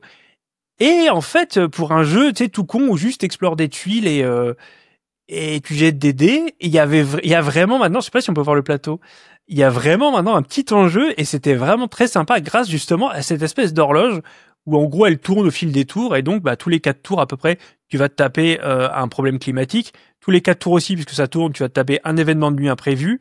Tous les 4 tours aussi, quand tu arrives ici, tu vas avoir les zombies qui vont bouger. Et en plus, en bas, tu vas devoir gérer une tribu qui, si elle est amicale, quand tu la tires, elle est dans le tas des monstres en fait que tu as tiré. Si tu la tires et qu'elle est amicale, bah, c'est un monstre qui va devenir un allié sur ta zone de jeu. Et par contre, si tu te fâches avec en cours, eh ben le mec il va commencer à te taper dessus pendant que tu marches, alors que c'était ton pote avant. Donc il faut gérer cette diplomatie. Ça reste très simulé. C'est un jeu qui est vraiment, je veux pas dire casu, mais c'est un jeu qui est relax, avec encore une fois beaucoup de dés, beaucoup d'effets waouh, tu sais, d'effets de surprise et tout. C'est pas du min-maxing du tout. Mais avec tous ces éléments là qui t'oblige à considérer autre chose que juste faut trouver la sortie et taper sur des machins, tu te dégages un petit peu de ce hasard, ou en tout cas tu le perçois autrement, et tu vis un peu plus ton histoire. Tu peux enfin vraiment, je trouve, avec ce Wasted Wilds, te raconter ton histoire. Donc c'était une super expérience, d'autant que tous les persos du jeu de base sont compatibles, tous les monstres aussi je crois. Donc vraiment ouais, super moment, et je pense que ceux qui comme moi auraient peut-être été un petit peu déçus par le premier Maximum Apo, parce qu'ils auraient fait 2-3 fois les premières missions pour les montrer à plein de gens et que personne n'aurait été convaincu, essayez, que ce soit avec le jeu de base ou avec ce standalone là, d'aller directement à la mission 3 en faisant un résumé vite fait de l'histoire pour les gens qui jouent avec vous, donc de l'histoire des 2 scénarios que vous allez sauter. Vous verrez le jeu autrement, vraiment. Et donc voilà, super expérience, j'en attendais pas tant. Et là, je me rends compte que ouais, il y a quand même un petit système qui fonctionne pas mal. Et puis de base, c'était marrant, mais là en plus, c'est intéressant mécaniquement, ce qui n'était pas forcément gagné d'avance à la base. Voilà, mon cher Kevin, pour moi. Ok. Ouais, c'est tentant. Ça m'a bien essayé un de ces jours. Du coup, on va maintenant enchaîner sur l'œil, voire même les yeux affûtés. Le mec se vend tellement bien. je me lance des roses à moi-même, parce que personne ne le fera pour moi. Voilà. C'est mon fils, mais il parle pas encore assez bien. Bref. Quoi qu'il en soit, l'œil de Kevin, donc comme d'habitude, comme à chaque podcast ici même, je vous présente 2, 3, 4 projets qui s'apprêtent à se terminer dans quelques jours et qui, selon moi, méritent un dernier coup d'œil avant que la campagne ne se termine, pour ceux qui, éventuellement, auraient oublié leur existence, qui l'auraient tout simplement ignoré parce qu'ils ont pas vu le menu crowdfunding. Ce qui est un scandale. Un péché, mais bon. Ce qui est impossible. Ouais. Personne n'est parfait. Et du coup, cette semaine, on va donc s'appesantir sur 4 petits projets. Parce que oui, généralement, j'essaie d'éviter les gros mastodons, parce que bon, ceux-là, ils sont connus, tout le monde sait qu'ils sont en cours, qu'ils sont bientôt finis, etc. Donc, il n'y a pas tellement besoin de revenir dessus en règle générale. Donc, pour cette semaine, on va commencer par Garage Rock, qui est un jeu de Mariposa Games, qui, de manière assez surprenante, selon moi, mais vous me direz ce que vous en pensez, fait pas un très grand succès. On est actuellement à 520 contributeurs, ce qui est pas énorme du tout. Bon, c'est respectable, mais c'est pas énorme. Et pourtant, je trouve que le jeu a énormément de charme. C'est pour 1 à 4 joueurs, 60 à 90 minutes la partie. On est sur un jeu de placement d'ouvriers, de développement de votre groupe de rock dans un garage dans les années 80. Ça fleure bon la nostalgie des années 80, que j'ai à peine connu en réalité, parce que je suis né en 87, donc un jeune homme. C'est plus de la nostalgie ressentie que véritablement vécue. Mais le côté monter son groupe dans son garage, le développer, acheter de nouveaux instruments, aller mettre des posters dans la ville, t'as un DJ dans une maison arbre au milieu du village qui va diffuser tes émissions, enfin pas tes émissions, c'est tes morceaux à la radio, et ça fait une sorte de tour de dés, sauf qu'en fait c'est des petits cubes, et du coup ça va répartir les cubes à travers les différents quartiers de la ville, comme les ondes d'une radio, et tu vas faire des concerts, etc. Donc c'est vraiment hyper bien foutu, c'est très très charmant, et ça, juste en dessous de l'endroit où tu es actuellement, le meilleur jeton de premier joueur du monde. C'est-à-dire que t'as un pass VIP que tu te mets autour du cou pour signaler que t'es le premier joueur, et ça c'est vachement cool aussi. Bref, thématiquement, je trouve le jeu charmant, visuellement charmant, le matos est vraiment très très propre, on a des plateaux double épaisseur, on a des gros meeples bien chunky comme on les aime, on a des acryliques pour les instruments que tu vas upgrader, etc.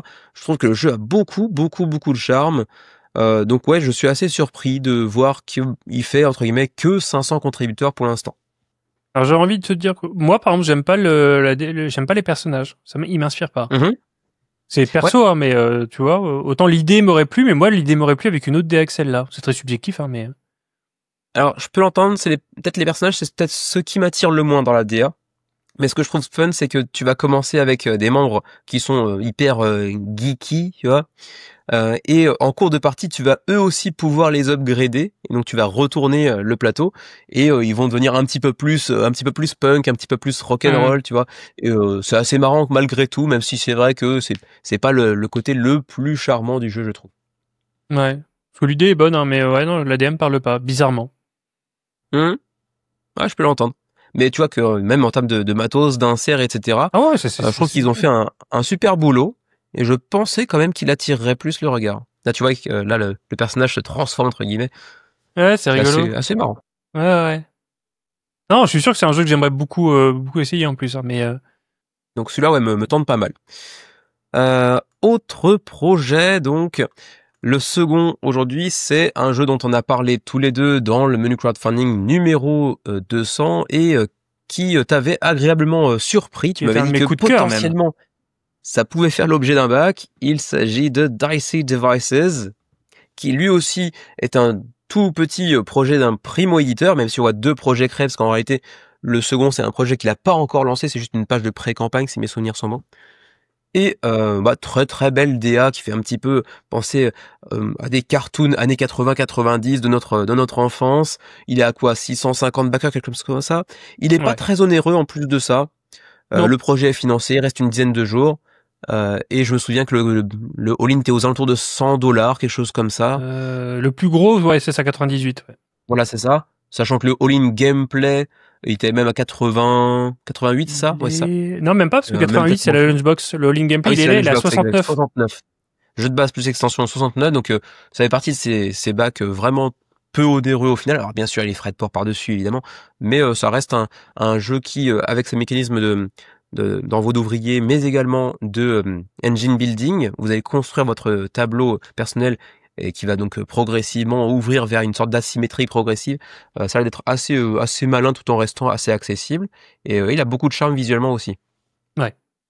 Alors, je viens de vous présenter 2 projets qui me semblent vraiment plein de charme à différents niveaux, mais qui ont le défaut commun de pas avoir de VF durant la campagne.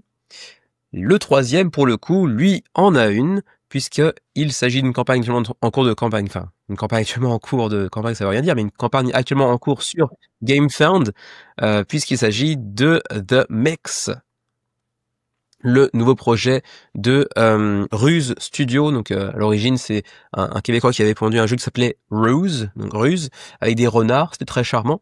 Du coup, il a gardé ça comme nom de studio apparemment. Et cette fois-ci, il nous propose The Mix, dans lequel vous allez travailler de la mixologie, donc les cocktails. Très beau matos, très belle DA. Reste que la thématique me parle pas outre mesure, mais il a beaucoup de charme malgré tout, très joli. Et puis en plus de ça, ouais, ça fait pas un gros score. Le passage sur GameFound est peut-être un petit peu douloureux pour lui, 300 backers à peine. Bon, ça vient de se lancer, ceci étant dit, mais encore une fois, un jeu avec du placement d'ouvriers, de la gestion de ressources, un petit peu on pourrait dire de engine building, avec un très beau matos, une très belle DA. Donc, il a quand même beaucoup d'arguments à faire valoir, me semble-t-il, d'autant plus qu'il reste assez compact en termes de durée de partie. Je crois qu'on est aux alentours de 1 heure, 1 heure et quart, 1 heure et demie. Donc ça reste assez facile à sortir sur la table aussi. C'est juste que la thématique me parle pas. Sinon, il n'est pas impossible que je l'ai backé depuis fort longtemps. Là, pour le coup, non, parce que là, encore une fois, la thématique me parle pas, mais non, il a quand même beaucoup d'arguments, je pense. Ouais, la DA me parle pas du tout, mais je préfère encore ça au bol de fruits dont on avait parlé dans la 200e, là. Ouais. Un petit peu. Même si à la carte, on dirait que le mec, il envoie tout chier, tu sais, là. Fais chier, je me casse. C'était Punchball. Ouais, Punchball, voilà. C'était Punchball, dont on avait parlé dans le 200e, mais c'est vrai qu'il avait une DA vraiment pas terrible pour le coup, mais le gameplay avait l'air intéressant. Et je sais pas, bizarrement, c'est cette image-là qui me dérange. Je sais pas, le mec qui ça me parle pas là, tu vois. Alors que le reste, ça pourrait aller. Il a mais pas l'air lui, motivé. Lui, il m'inspire pas, lui. Ouais, je sais pas. Bon, mais après, ouais, non, pourquoi pas. Pourquoi pas. C'est vrai que c'est mignon et ça a l'air assez compact, même en termes de matos. Donc, ouais. Ouais. Non, je trouve qu'il a pas mal de charme aussi. Donc, pas mal de petites campagnes qui sortent un petit peu leur épingle du jeu, je trouve, quelque part. Oui, dans l'absolu, c'est bon Même pour si après, la diversité qu'on peut avoir, ouais. c'est ça. Même si on retombe un peu dans mes travers, c'est-à-dire que là, je viens de parler quasiment de 3 jeux de placement d'ouvriers. Enfin non, le Non, deuxième, ça fait pas. Dice Devices, c'est pas que du placement d'ouvriers, mais bon, mes goûts transparaissent un petit peu dans cette rubrique, bien évidemment. Et puis, le dernier jeu que je voulais mentionner, qui est pas un jeu qui m'attire moi, mais pour lequel j'aimerais bien avoir ton avis ou ton impression à minima. Il s'agit de Dako, qui est également en campagne actuellement sur GameFound. Alors pourquoi je voudrais avoir ton avis? Parce que déjà c'est Jane Games, c'est quelque chose qui te dira peut-être rien parce que c'est un nouvel éditeur, mais en revanche l'auteur lui est un peu plus connu. C'est lui qui l'on doit Villagers notamment ou Moon, des petits jeux comme ça avec une DA très reconnaissable que l'on retrouve sur Dako également. Il avait aussi fait un jeu de placement d'ouvriers avec une boîte un peu plus conséquente, mais on n'en a pas beaucoup entendu parler par la suite.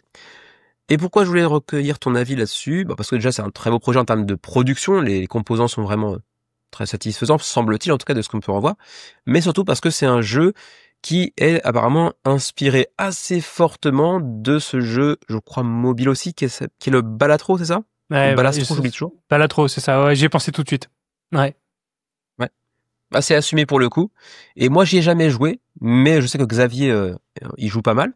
Et je sais que c'est un très beau succès, semble-t-il. C'est un jeu qui a de très très bons retours. Et donc, il s'inspire de ça, mais en fait un jeu compétitif, multijoueur.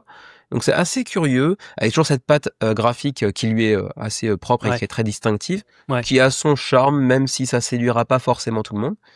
Et moi, je suis pas un connaisseur de Balatro du tout, mais c'est vrai que de par sa réputation et la réputation de l'auteur qui fait Dako, c'est à minima intéressant. C'est pas quelque chose que je me vois baquer, mais je serais curieux de savoir ce que t'en penses. Ouais, bah tu vois, j'ai joué un peu à Balatro, mais je me suis vite épuisé. J'ai pas réussi à accrocher autant que certains qui jouent depuis 2 ans quasiment non-stop. Mais j'ai l'impression que j'aurais plus de plaisir à y jouer avec des vraies cartes pour le coup. Puisque ça singe un petit peu le poker dans le sens où tu vas avoir des mains de cartes avec lesquelles il faudra faire le mieux. La subtilité, c'est que tu vas modifier tes cartes en leur donnant des pouvoirs qui vont te permettre de faire des combos, etc. Mais on reste à la base de la base sur un poker qui va être dévoyé. Et donc, ce feeling d'avoir les cartes en main quand tu le fais, et là, quand je vois les cartes un petit peu abîmées, là, ou modifiées, tu vois, avec des bouts de couleurs qui changent, ben ouais, ça m'inspirait bien. Alors que pourtant, la DA, si c'était pas censé être un Balatro, la DA me dirait rien du tout. Mais là, ce sera à creuser, hein. Mais ouais, ça... Si c'est pas comme Slay the Spire, c'est-à-dire si c'est pas un décalque exact, et je pense pas que ce soit un, parce qu'ils n'ont pas la licence, si c'est vraiment adapté en jeu de société avec tout ce qui va bien, ouais, je serais plutôt client, tu vois. Donc je pense que tu pourrais t'y intéresser aussi, ouais. C'est pas quelque chose, enfin, je cherche pas à être convaincu par quoi que ça, c'est juste que j'étais curieux de voir ce que tu en pensais, parce que je pense que tu connais mieux Balatro que moi, parce que moi j'ai jamais joué pour le coup. Mais ouais, le jeu marche plutôt pas trop mal sur GameFound actuellement, je crois qu'il a 1500, quelque chose comme ça. Et, très bon composant, on a des chips de poker, on a les cartes dorées à leur fin sur les tranches. C'est plutôt joli. Même si encore une fois la DA est assez clivante, mais ouais, je trouve ça assez curieux, assez intéressant comme projet. Je pense que ce qui m'a lassé dans Balatro, c'est ce qui me lasse dans tous les jeux solo, même en jeu de société, c'est que c'est juste de la course au point, c'est-à-dire qu'il faut battre des scores en fait. C'est le seul objectif de Balatro, c'est de battre des scores de plus en plus haut. Donc là, l'idée d'avoir quelqu'un en face et de faire ça contre quelqu'un avec peut-être une espèce de pioche commune quelque part, ouais, je serais, ouais, encore une fois, assez client. On va donc, j'aurais grand plaisir. Là, c'est moi qui les ai sélectionnés parce que j'ai pris un peu Kevin au dépourvu sur cette question, mais donc on aimerait bien à la fois peut-être réagir à certains de vos commentaires, et puis pourquoi pas aussi vous demander des idées ou des suggestions ou des avis sur l'émission d'après, quand on aura, là c'est peut-être pas forcément le cas cette fois-ci, mais si on a une idée de débat, si on planche sur un truc, allez chercher votre input, et puis votre oui, parce que les gens, votre avis, rien, et puis donc l'inclure dans le truc. Alors, donc j'en ai sélectionné quelques-uns, des gens qu'on veut aussi saluer, parce qu'il y a des gens qui sont là régulièrement et qui commentent toujours, et évidemment ça fait très plaisir, sans parler du côté algorithme.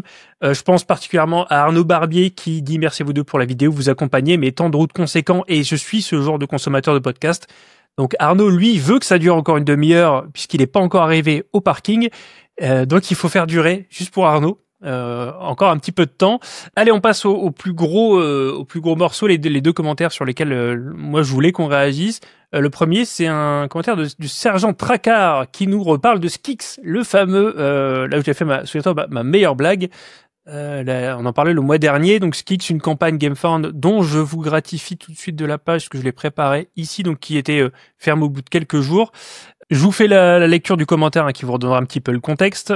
Donc, il nous parle de la campagne de Skix qui a été annulée sur GameFound il y a peu de temps après son lancement. Pour Skix, je n'ai pas compris. Le jeu est en financement participatif avec une fin de campagne mi-octobre et il est en précommande chez Philibert avec une livraison dès l'arrivée des jeux mi-octobre. Donc, ce jeu est déjà édité pour moi puisqu'il va être livré en fin de campagne. Seconde chose, en commandant chez Philibert, le jeu coûte 24,95 € avec frais de port ou pas selon le montant global de la commande.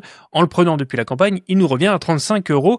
Alors quand j'avais lu ça, ça m'avait intrigué puisque nous on l'avait évoqué ce jeu-là juste sur sa partie participative parce que tu l'avais toi mentionné dans ton menu et que ça me paraissait bizarre en fait qu'il fasse aussi peu d'argent, aussi peu de présentation aussi sur sa page. J'avais contacté Philibert à ce sujet qui n'a pas souhaité me répondre. Et j'avais fini par trouver... je crois que j'avais été contacté directement par l'éditeur de Skix qui était venu me voir en disant « Ah, tu parles de nous, est-ce que tu veux présenter notre jeu ?» J'ai dit « Non, pas du tout, c'est pas ça. Ce qui m'interroge, c'est votre façon de faire. » Et la réponse que j'ai eue, alors je veux pas épiloguer sur la question, mais pour moi, ça reste discutable. Si tu veux, leur discours, c'était « On comptait, avec GameFound, proposer une espèce de version deluxe de Skix, qui a priori est un jeu de cette famille ou de 1000 bornes, donc enfin pas un truc non plus, il n'y a rien qui dit là-dedans que c'est une version de luxe, au contraire c'est écrit même Skix original.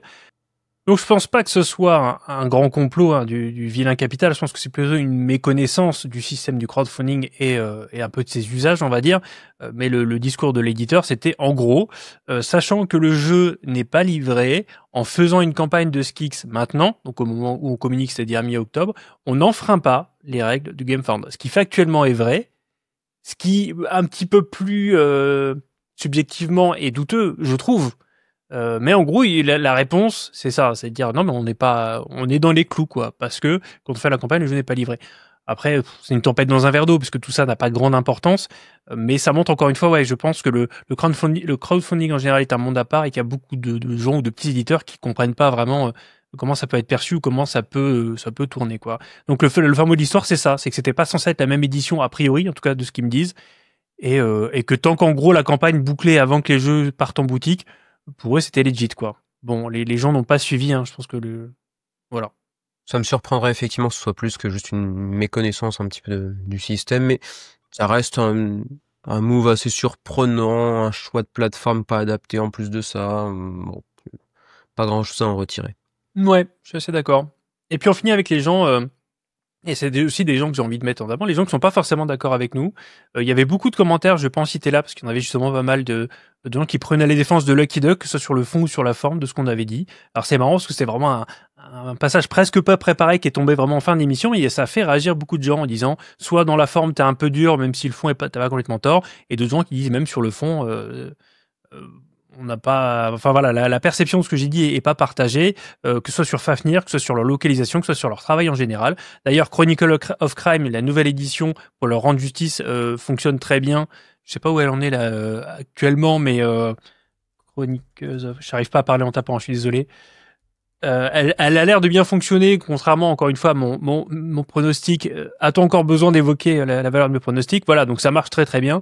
Donc peut-être juste que je suis plus le public pour ce genre-là. Ça veut pas dire que je suis plus le public de Lucky Duck. D'ailleurs, je suis encore en contact avec eux sur un autre jeu. Voilà, donc je suis capable de l'entendre aussi. Et d'ailleurs, merci à ceux qui font entendre leur voix. Ça permet aussi de se rendre compte qu'on n'est pas tous d'accord et qu'il n'y a pas un seul discours qui peut tenir dans le participatif. Et puis il y a des gens aussi qui ont reparlé de méandres. Alors là, j'ai ma taupe, gorge profonde, qui s'appelle BP96TI. C'est un nom de code évidemment puisque il travaille pour le gouvernement. Il n'a pas le droit de donner son identité. Et anonymat. Voilà, exactement. Et il reparle donc de cette campagne de méandre sur laquelle j'étais testé, avec le recul peut-être aussi un petit peu dur, parce qu'en fait j'étais un petit peu déçu que ça se casse la figure comme ça, alors que l'éditeur et les auteurs, je les aime beaucoup. Et en gros, il explique, je vais pas vous le lire en entier, il est assez long, je l'afficherai à l'écran de toute façon, que le choix la préco, le mode, donc souvenez-vous, c'était une sorte de fausse page Kickstarter, mais qui était sur le site de l'éditeur, Perte et Fracas, avec, pareil, avec un temps limite, avec des jauges, des stretch goals éventuels et tout, et explique que c'est, d'après lui en tout cas, c'est au moins dû en partie à un sondage qui a été fait sur le forum Code, où, et donc là je le cite, de façon complètement incompréhensible, cette solution a largement devancé KS, Gamefound et Ulule. Donc je lis cette partie du message. Personnellement, je pense aussi que le choix de présenter la préco comme sur les plateformes de financement, plutôt que de juste mettre une fiche de produit en préco, et ne nous a pas aidé du tout. Et par contre, alors il précise, et c'est important, le projet est loin d'être mort, puisque ils continuent à bosser sur le design des tuiles, et ils font aussi justement ils demandent des avis sur quoi. Donc je suis allé voir, et c'est vrai que si on remonte en haut du fil, si on remonte au 5 mai de cette année, il y a eu un sondage avec en plus assez peu de votants, où la pré-vente, donc sur le site, l'emportait sensiblement sur le crowdfunding et sur les sorties boutiques. J'ai du mal à penser qu'il ne se soit basé que là-dessus. On peut peut-être quand même envisager le fait que ça les ait orientés ou que c'est conforté peut-être un choix qu'ils avaient fait. Je ne sais pas. En tout cas, ça a beaucoup discuté. Et c'est vrai que Code, alors, c'est un peu le débat qu'on aurait eu si on avait un peu plus de temps. On peut peut-être en toucher deux mots quand même. Est-ce que c'est la meilleure solution de demander à ce qui est, enfin, Code, c'est le corps de la niche des experts du jeu de société. C'est quand même des gens qui suivent avidement tout ça. Et j'ai pas l'impression que ce soit vraiment le public de Méandre, en fait. Donc, est-ce que c'est à eux qu'il faut demander? Non pas parce que leur opinion est pas viable, mais parce que c'est pas forcément le public. Est-ce que 58 votants, c'est représentatif? Je ne suis pas sûr non plus. Voilà, eux, ils ont choisi beaucoup de s'appuyer sur cette communauté-là qui les a toujours suivis. Un Code a toujours suivi les jeux Perte et Fracas avec... généralement, ils suivent pas mal d'ailleurs les auteurs français qui viennent se présenter là. Pour moi, ça révèle plutôt d'une sorte de... Je veux pas dire d'amateurisme, mais pour moi, c'était vraiment pas une bonne idée en fait. Et en plus, quand tu commences à demander l'avis des gens, t'es un peu coincé. Si tu fais l'exact opposé de ce qu'on te répond, bah du coup tu te mets un peu dans une position délicate avec la communauté que tu sollicites. Donc voilà, en tout cas ça a pu partir de là, des discussions qui sont là, venant de gens qui de toute façon auraient suivi, je pense, la campagne et qui étaient pas forcément les mieux placés. J'en profite quand même parce qu'il faut le dire, pour ajouter que Internet est rempli d'experts en crowdfunding et crowdfunding, j'ai beaucoup de mal à le dire aujourd'hui. Sauf que quand vraiment on leur demande de faire des choix, on voit ce que ça donne. On voit même moi qui pourrais passer pour une sorte de pseudo-expert, on voit bien ce que donnent mes pronostics. Donc, il faut quand même garder du recul sur tout ça. Et voilà. Je sais pas si t'as un mot à ajouter là-dessus, sur ce que tu penses de tout ça. Reste la question, est-ce que ça aurait fait mieux sur Kickstarter? C'est quand même fin difficile de le dire maintenant que la campagne est terminée. On peut imaginer que quand même, oui, certainement, quoique tu m'avais dit qu'il voulait pas faire de de version anglaise, anglophone, Je crois, ouais. en même temps. Donc du coup, ce serait peut-être passé par Ulule ou Game on Tabletop. Pas sûr que ça aurait fait tellement mieux au final, mais ça reste un choix que je trouve assez difficile à expliquer parce que il n'y avait pas grand-chose à traduire, semble-t-il. J'ai pas vu de texte in-game, donc même une campagne Kickstarter pour donner un peu plus d'attraction ou de traction tout court à la campagne m'aurait semblé le plus judicieuse. En tout cas, c'est vrai que demander c'est ce que tu as dit tout à l'heure, vraiment le niche, la niche de la niche de la niche de la niche, des core gamers fans et avides de financement participatif, c'est pas forcément... Même nous qui parfois avons cette image de entre guillemets expert qui est très surannée, parce qu'en fait on n'est pas plus expert pour la majorité du temps que les commentateurs qui nous suivent. En réalité, c'est juste des gens qui partagent la même passion que nous, sauf que nous on en parle ouvertement sur YouTube, mais on n'a pas forcément plus de connaissances qu'eux. Donc non, effectivement, c'est peut-être pas forcément la meilleure solution à adopter à mon avis. Je connais pas suffisamment Perte et Fracas comme tu peux les connaître toi de ton côté pour avoir plus d'informations là-dessus, mais oui, c'est vrai que ça me semble toujours aussi étrange, moi. Alors que tu vois, ils auraient pu, et d'ailleurs c'est de ça qu'ils parlent, je vous les montre, ils auraient plutôt consulté les gens sur la tronche des tuiles qui était quand même pas très jolie, et là ce qu'on voit là, c'est déjà un petit peu plus sympa, voire même beaucoup plus sympa d'après moi. Donc il y a un travail qui a été refait suite au retour qu'ils ont eu. Mais après, tu parlais de crowdfunding. Non, peut-être que Kickstarter n'aurait pas permis de faire mieux, encore qu'à 200 ou 300 boîtes, c'est discutable parce que KS draine quand même pas mal de trafic. Mais dans c'est là simplement une sortie boutique, tu vois. Est-ce qu'ils n'auraient pas été plus dans leurs frais ou... Tu me diras, ils la sortiront quand même en boutique, donc ça n'a pas grande importance. Mais du coup, ça fait un peu tout ça pour ça, tu vois, tout ce marketing pour ça, ils se sont fait chier à faire une belle page et tout pour pas grand-chose. Ça abîme quand même un tout petit peu l'image de l'éditeur aussi. C'est l'éditeur qui a fait 250 boîtes sur sa page, tu vois. Mais bon,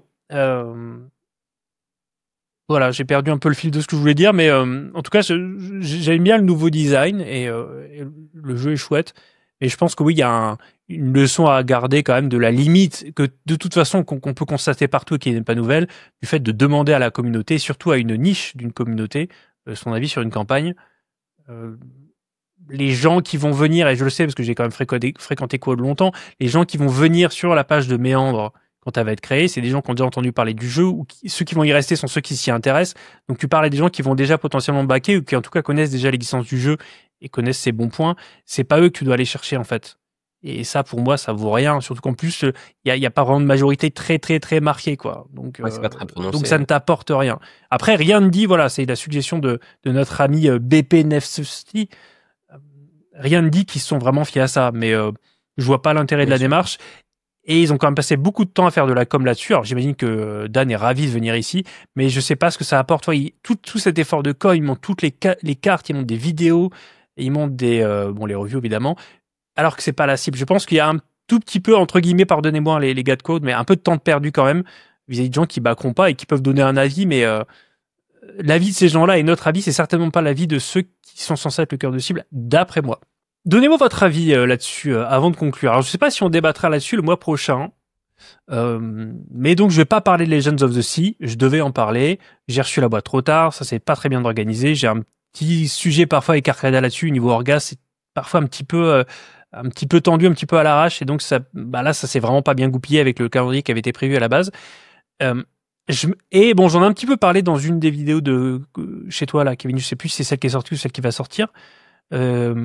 Celle qui est sortie, hein, sur le fait que j'avais des remarques à faire. J'étais un petit peu déçu par le doublage VF et j'étais un petit peu assommé par la difficulté d'un jeu qui se veut familial, sachant que en fait, comme je l'ai dit, cette application, c'est un jeu d'application. L'application, tu pourras l'ajuster après pour que ce soit plus facile.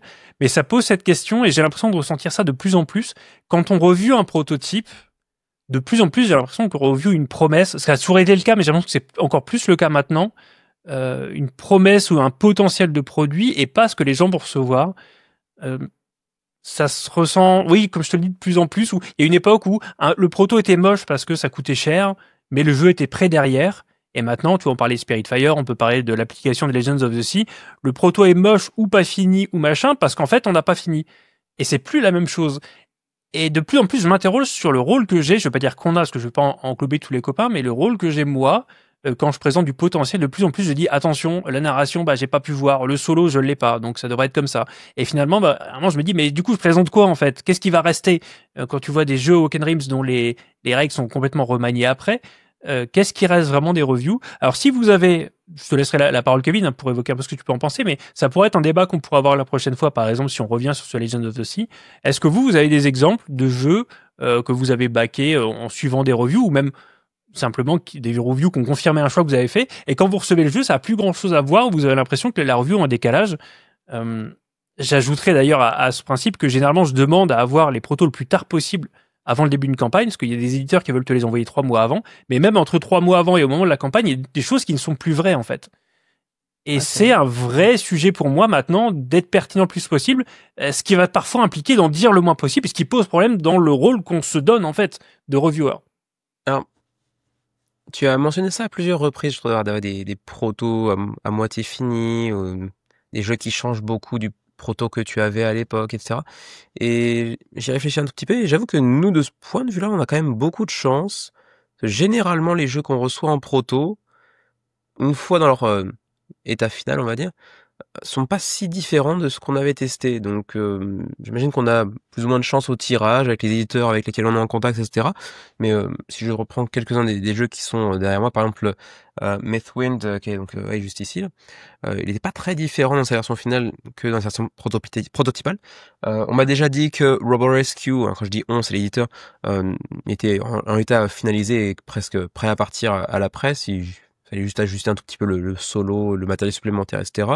Récemment, on a découvert Elder Tide. Pareil, il est quasiment fini. On sait qu'il y a quelques cartes de mission qui vont changer un tout petit peu sur des choses là, mais ça va être des petites retouches par-ci par-là, mais globalement, le jeu est fini aussi. Donc voilà, on a beaucoup de chance de ce point de vue-là. On couvre des jeux qui, en l'état, sont quasiment prêts à partir en presse, en réalité. Donc on a quand même pas mal de chance de ce point de vue-là en comparaison, je trouve. Oui, ça existe encore, hein, évidemment et heureusement. Mais c'est un sujet qui m'est venu quand il y a pas mal tu sais, il y a une société, je crois, suédoise qui a annoncé une espèce de robot soi-disant autonome. À la base, c'était censé être le robot IA qui fait le ménage chez toi. Et en fait, quand les journalistes D'accord. sont venus, ils se sont rendus compte, et c'était pas caché par l'entreprise, hein, que pour l'instant, le robot, il est animé par un mec qui porte un casque VR, en fait. Parce que le robot, il est en train D'accord. d'apprendre à faire les trucs. Donc, plus tard, il pourra faire ça. Mais aujourd'hui, si tu achètes le robot qui vaut 20 000 $, si tu veux lui faire un truc spécifique dans ta maison, puisque toutes les maisons sont différentes, il faut que tu aies un technicien qui vienne chez toi et qui lui apprenne manuellement à faire. C'est un peu la méthode D'accord, Tesla, d'accord. finalement, qui a fait rouler des milliers de voitures pendant des années pour permettre un jour à son IA d'être vraiment autonome. Il a fallu quand même que ce soit des gens qui bêta-testent, les clients qui bêta-testent un petit peu. Et parfois, Ouais, je vois. je ressens un petit peu ça dans le jeu de société. Donc, c'est pas toujours le cas, et c'est pour ça que j'en appelle aussi à vos témoignages, hein, ceux qui nous regardaient, qui nous écoutaient. Euh, et d'ailleurs, c'est bien si on n'est pas d'accord, Kevin, si on n'a pas la même expérience, parce que c'est un sujet de réflexion quand même sur qu'est-ce qu'on vend. Alors, quand je dis vend, entre guillemets, hein, comme vendre une salade, entre guillemets, qu'est-ce qu'on apporte aujourd'hui dans le monde du participatif. Je pense que c'est un peu plus intéressant que, tu sais, le débat qu'on avait il y a 5 ans sur YouTubeurs tous pourris qui est un petit peu dépassé maintenant, et heureusement. Mais il y a cette plus-value-là, en fait. Est-ce qu'on vend une promesse, ou est-ce qu'on arrive encore maintenant concrètement à dire sur des jeux, sur certains jeux, oui, c'est ça que vous allez avoir, et ça vaut vraiment le coup d'après ce que j'ai dans les mains. J'en suis pas toujours convaincu. Donc voilà. Et n'hésitez pas à nous parler de ça, n'hésitez pas à nous parler aussi du format qu'on a peut-être pas forcément tant raccourci que ça au final, mais que j'espère un peu plus fluide. Encore une fois, ça sert à rien de se mettre des pressions de temps incroyables parce qu'on les tient pas, ça me force à se speeder. Et en plus, Arnaud Barbier, bah, il a pas le temps de finir son trajet en écoutant le podcast. Mais en tout cas, ouais, on est preneur de vos avis sur tout ça. Kevin, le mot de la fin peut-être. Est-ce que le petit mot culture sur ton jeu du moment?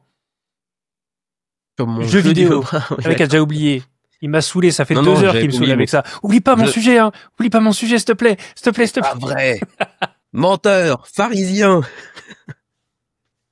Tu l'as la ref. Oui, non, c'est vrai que Bref. non, c'est pas vrai, évidemment, c'est pas vrai. Il m'a saoulé que 10 minutes. Mais Non, c'était c'est déjà vrai. long. Mais oui, effectivement, je pensais le passer un petit peu à la trappe parce que je n'étais pas directement connecté aux jeux de société. Mais comme j'avais pas beaucoup de jeux récemment sortis sur la table parce qu'on n'a pas réussi à trouver trop le timing avec Xavier pour se retrouver malheureusement, sauf pour faire une vidéo. Ben du coup, je joue un petit peu plus aux jeux vidéo dans mon coin. Et il se trouve que récemment, j'ai testé pour voir Dispatch. Qui en fait est le nouveau projet des anciens de Telltale, parce qu'il me semble que le studio en question avait fermé à l'époque. Donc c'était le studio qui était à l'origine de jeux à licence comme The Walking Dead, etc. Des jeux où en fait c'était presque du point and click en réalité. Enfin t'as des comment on appelle ça, des QTM, c'est ça? Oui, il y avait des quick time action, des QTA, ouais, et puis c'est une Super, espèce de livre dont vous êtes le héros, mais en mode le jeu se souvient quand tu prends des décisions, ouais. Exactement, ouais, t'as plein de choix à faire qui vont impacter un petit peu la suite de l'aventure, etc. Et du coup, ils ont sorti Dispatch, qui propose un truc assez marrant, assez amusant, dans le sens où tu vas incarner un ancien héros sans pouvoir, qui était en fait dans une armure mécanique façon Iron Man, en gros. Sauf qu'il a perdu son robot et en fait il va devoir maintenant faire dispatcher. En gros, il va avoir une équipe de héros qui sont en fait des anciens rebuts de la société qui ont une seconde chance pour lancer une équipe justement d'anciens malfrats devenus héros pour se repentir, on va dire. Et tu dois les gérer, les envoyer en des missions. Selon le type de mission, tu vas devoir déterminer lesquelles correspondent le plus et vont pouvoir potentiellement mieux réussir la mission. Et puis au début, bien sûr, ils t'acceptent pas. Et puis finalement, tu vas voir que tu vas réussir plus ou moins à tisser des liens avec eux ou pas. Et du coup, chaque choix peut être assez impactant scénaristiquement. Et du coup, c'est assez intéressant. On retrouve vraiment la patte Telltale pour le coup, mais avec un visuel beaucoup plus joli et léché que ce que nous avait habitué à produire le studio en question. Donc c'est plutôt charmant. Il y a eu quelques petits moments un tout petit peu cringe au niveau du lore à un moment, mais finalement, c'est pas très présent dans la ligne du jeu, dans la continuité. Et du coup, je trouve ça plutôt agréable pour l'instant. Je sais qu'il y a encore 2 épisodes qui sortent demain, les 2 derniers, je crois. Donc j'ai hâte de finir parce que c'est plutôt très très cool. Alors c'est un jeu qui a un gros succès, d'autant qu'il est pas très cher. Il est vanté dans toute la presse vidéoludique comme le retour des jeux à saison, justement, parce que c'était le propre de Telltale d'avoir quelque chose de fractionné comme une série, où finalement quand tu arrives au bout de ton épisode, fallait attendre la suite. Donc ils ont gardé ce format-là, sachant que c'est une dérivation de quelque chose qui marche déjà, j'ai plus le nom, mais il existe déjà plusieurs jeux où tu vas dispatcher des policiers, donc en mode pas du tout fantasy, tu vas en mode réel, Tu dispatches des policiers comme ça sur un écran pour les envoyer sur des vols, sur des cambriolages, des choses comme ça. Donc ils le reprennent en mode super-héros, avec la patte Telltale, c'est-à-dire j'imagine quelque chose de plus narratif. Et bon, moi, ça m'attire pas du tout l'ambiance. Les super-héros, de manière générale, c'est pas trop ma cam. Mais je sais que j'ai quelqu'un dans ma famille qui est youtubeur jeux vidéo qui m'a saoulé avec ça. Et je vois beaucoup de choses. Donc c'est bien pour Telltale qui, je pense, est une force de proposition, une force créatrice qui aurait manqué. D'ailleurs, tu vois, c'est écrit ad hoc. Alors, est-ce que c'est leur nouveau... Parce que Telltale a fermé, je crois. Ouais, mais alors du coup, non, mais je pensais qu'ils étaient revenus sous Telltale, mais non, ils ont refait un truc alors. Mais tant mieux pour eux, même si celui-là n'est pas de ma cam, tant mieux pour eux. Et ouais, si vous voulez passer à côté, faut être fort quand même parce qu'on en entend énormément parler. C'est une des surprises. D'ailleurs, c'est la grosse tendance de cette année, hein, les jeux AA, voire indé, qui font des meilleurs scores que les AAA obèses et on peut reparler de Borderlands 4. Expédition d'ailleurs. Ouais. Donc bon voilà, c'est une tendance qu'on retrouve pas forcément dans le jeu de société, encore que on pourrait faire des parallèles, mais dans le jeu vidéo en tout cas, ouais, on a un retour aux sources si on exclut des éditeurs fiables comme Nintendo par exemple qui vendra toujours des Donkey Kong sans aucun problème. Sur Steam en tout cas, on a ce retour un petit peu aux sources du jeu vidéo. Et c'est sur ces belles paroles qu'on va se quitter, mon cher Kevin. Merci comme toujours pour tes lumières et ton opportunisme. J'en sais rien. Merci, quoi. C'est sympa, quoi. On se retrouve donc... Je sais pas si c'est vraiment un compliment de dire à quelqu'un qu'il est opportuniste. Non, justement, je me suis dit, c'est vraiment nul, mais tu sais que autant maintenant j'arrive à faire mes intros, autant les conclusions sont pas toujours extraordinaires. Je sais pas ce qu'on fera le mois prochain, parce que c'est quand même le mois des tops incroyables de l'année, machin, que je déteste faire. Vous le savez, je vous le dis les yeux dans les yeux, c'est chiant à faire. Donc, est-ce qu'on fera pas un truc, en tout cas chez moi, qui sera à la fois podcast et puis bilan de l'année, comme j'ai fait l'année dernière? Possible. On va essayer de trouver un angle un petit peu original. Voilà, c'est ça. Puis j'espère que je serai invité à manger la dinde chez Kevin et Xavier aussi pour leur top de l'année. J'ai quand même 2-3 trucs à dire. Quand on voit ce qu'il y a derrière moi, je me penche. Il y a des boîtes de partout là. Tout ce qui est sur le bureau, c'est ce que j'ai pas encore pu étudier, ce dont je vous ai parlé aujourd'hui. J'ai encore eu une activité cette année. Il y aura de moins en moins de livraison, mais il y en a encore eu un petit peu. Donc j'ai des choses à dire. Et voilà. Et on verra comment on tourne ça. Je suis censé, je pense, d'ici Noël, recevoir genre 5 ou 6 ouais, quand même. KS d'un coup. J'ai rien reçu pendant genre 2-3 mois quasiment, enfin, sauf l'accord orchestra. Mais d'un coup, là, ils vont tous arriver en même temps. Donc, bon, c'est les affres de la livraison, malheureusement. J'aime pas recevoir trop de trucs en un seul coup, en réalité, mais ça arrive. Ouais, je comprends, ouais. Puis en plus, en fin d'année, c'est vrai que ça casse un peu ton... Bon, on s'en fout, la plupart des gens s'en foutent, mais ça casse le côté top de l'année, parce que t'as pas le temps d'y jouer avant la fin de l'année. Et au top de l'année suivante, oui, ils sont un peu... Mais c'est juste frustrant, parce que quand ils arrivent au compte-gouttes, tu te laisses un peu le temps de les tester chacun. Exactement. Et quand ils arrivent tous en même temps, c'est le meilleur moyen qu'il y en ait 2-3 qui finissent sur la pile de la honte pendant 6 mois derrière. Donc... Oui, parce que t'as une pression à tout... Du coup, tu profites de rien, parce que tu dis juste, faut que j'y joue vite pour pas qu'il soit sur la pile de la honte, ouais. C'est ça. Ok, les amis, on se retrouve très bientôt. C'était Nix et Kevin des Ludovores, le fameux. Et Xavier qui a toujours son nom sur le truc. Mais Sandra me disait, il va falloir qu'on l'enlève à un moment parce que de toute façon, il vient plus. Mais il est là, il va bien. Dans la pièce à côté, il pionce. C'est comme à l'époque des otages en Colombie, là. C'est le 280e jour sans Xavier, mais il va bien. Son avocat nous dit qu'il va bien. C'est ça, il paraît qu'il va bien. Allez, à bientôt tout le monde. Demain, oui, à bientôt tout le monde. Portez-vous bien. Salut. Et puis au mois prochain, salut. À la prochaine.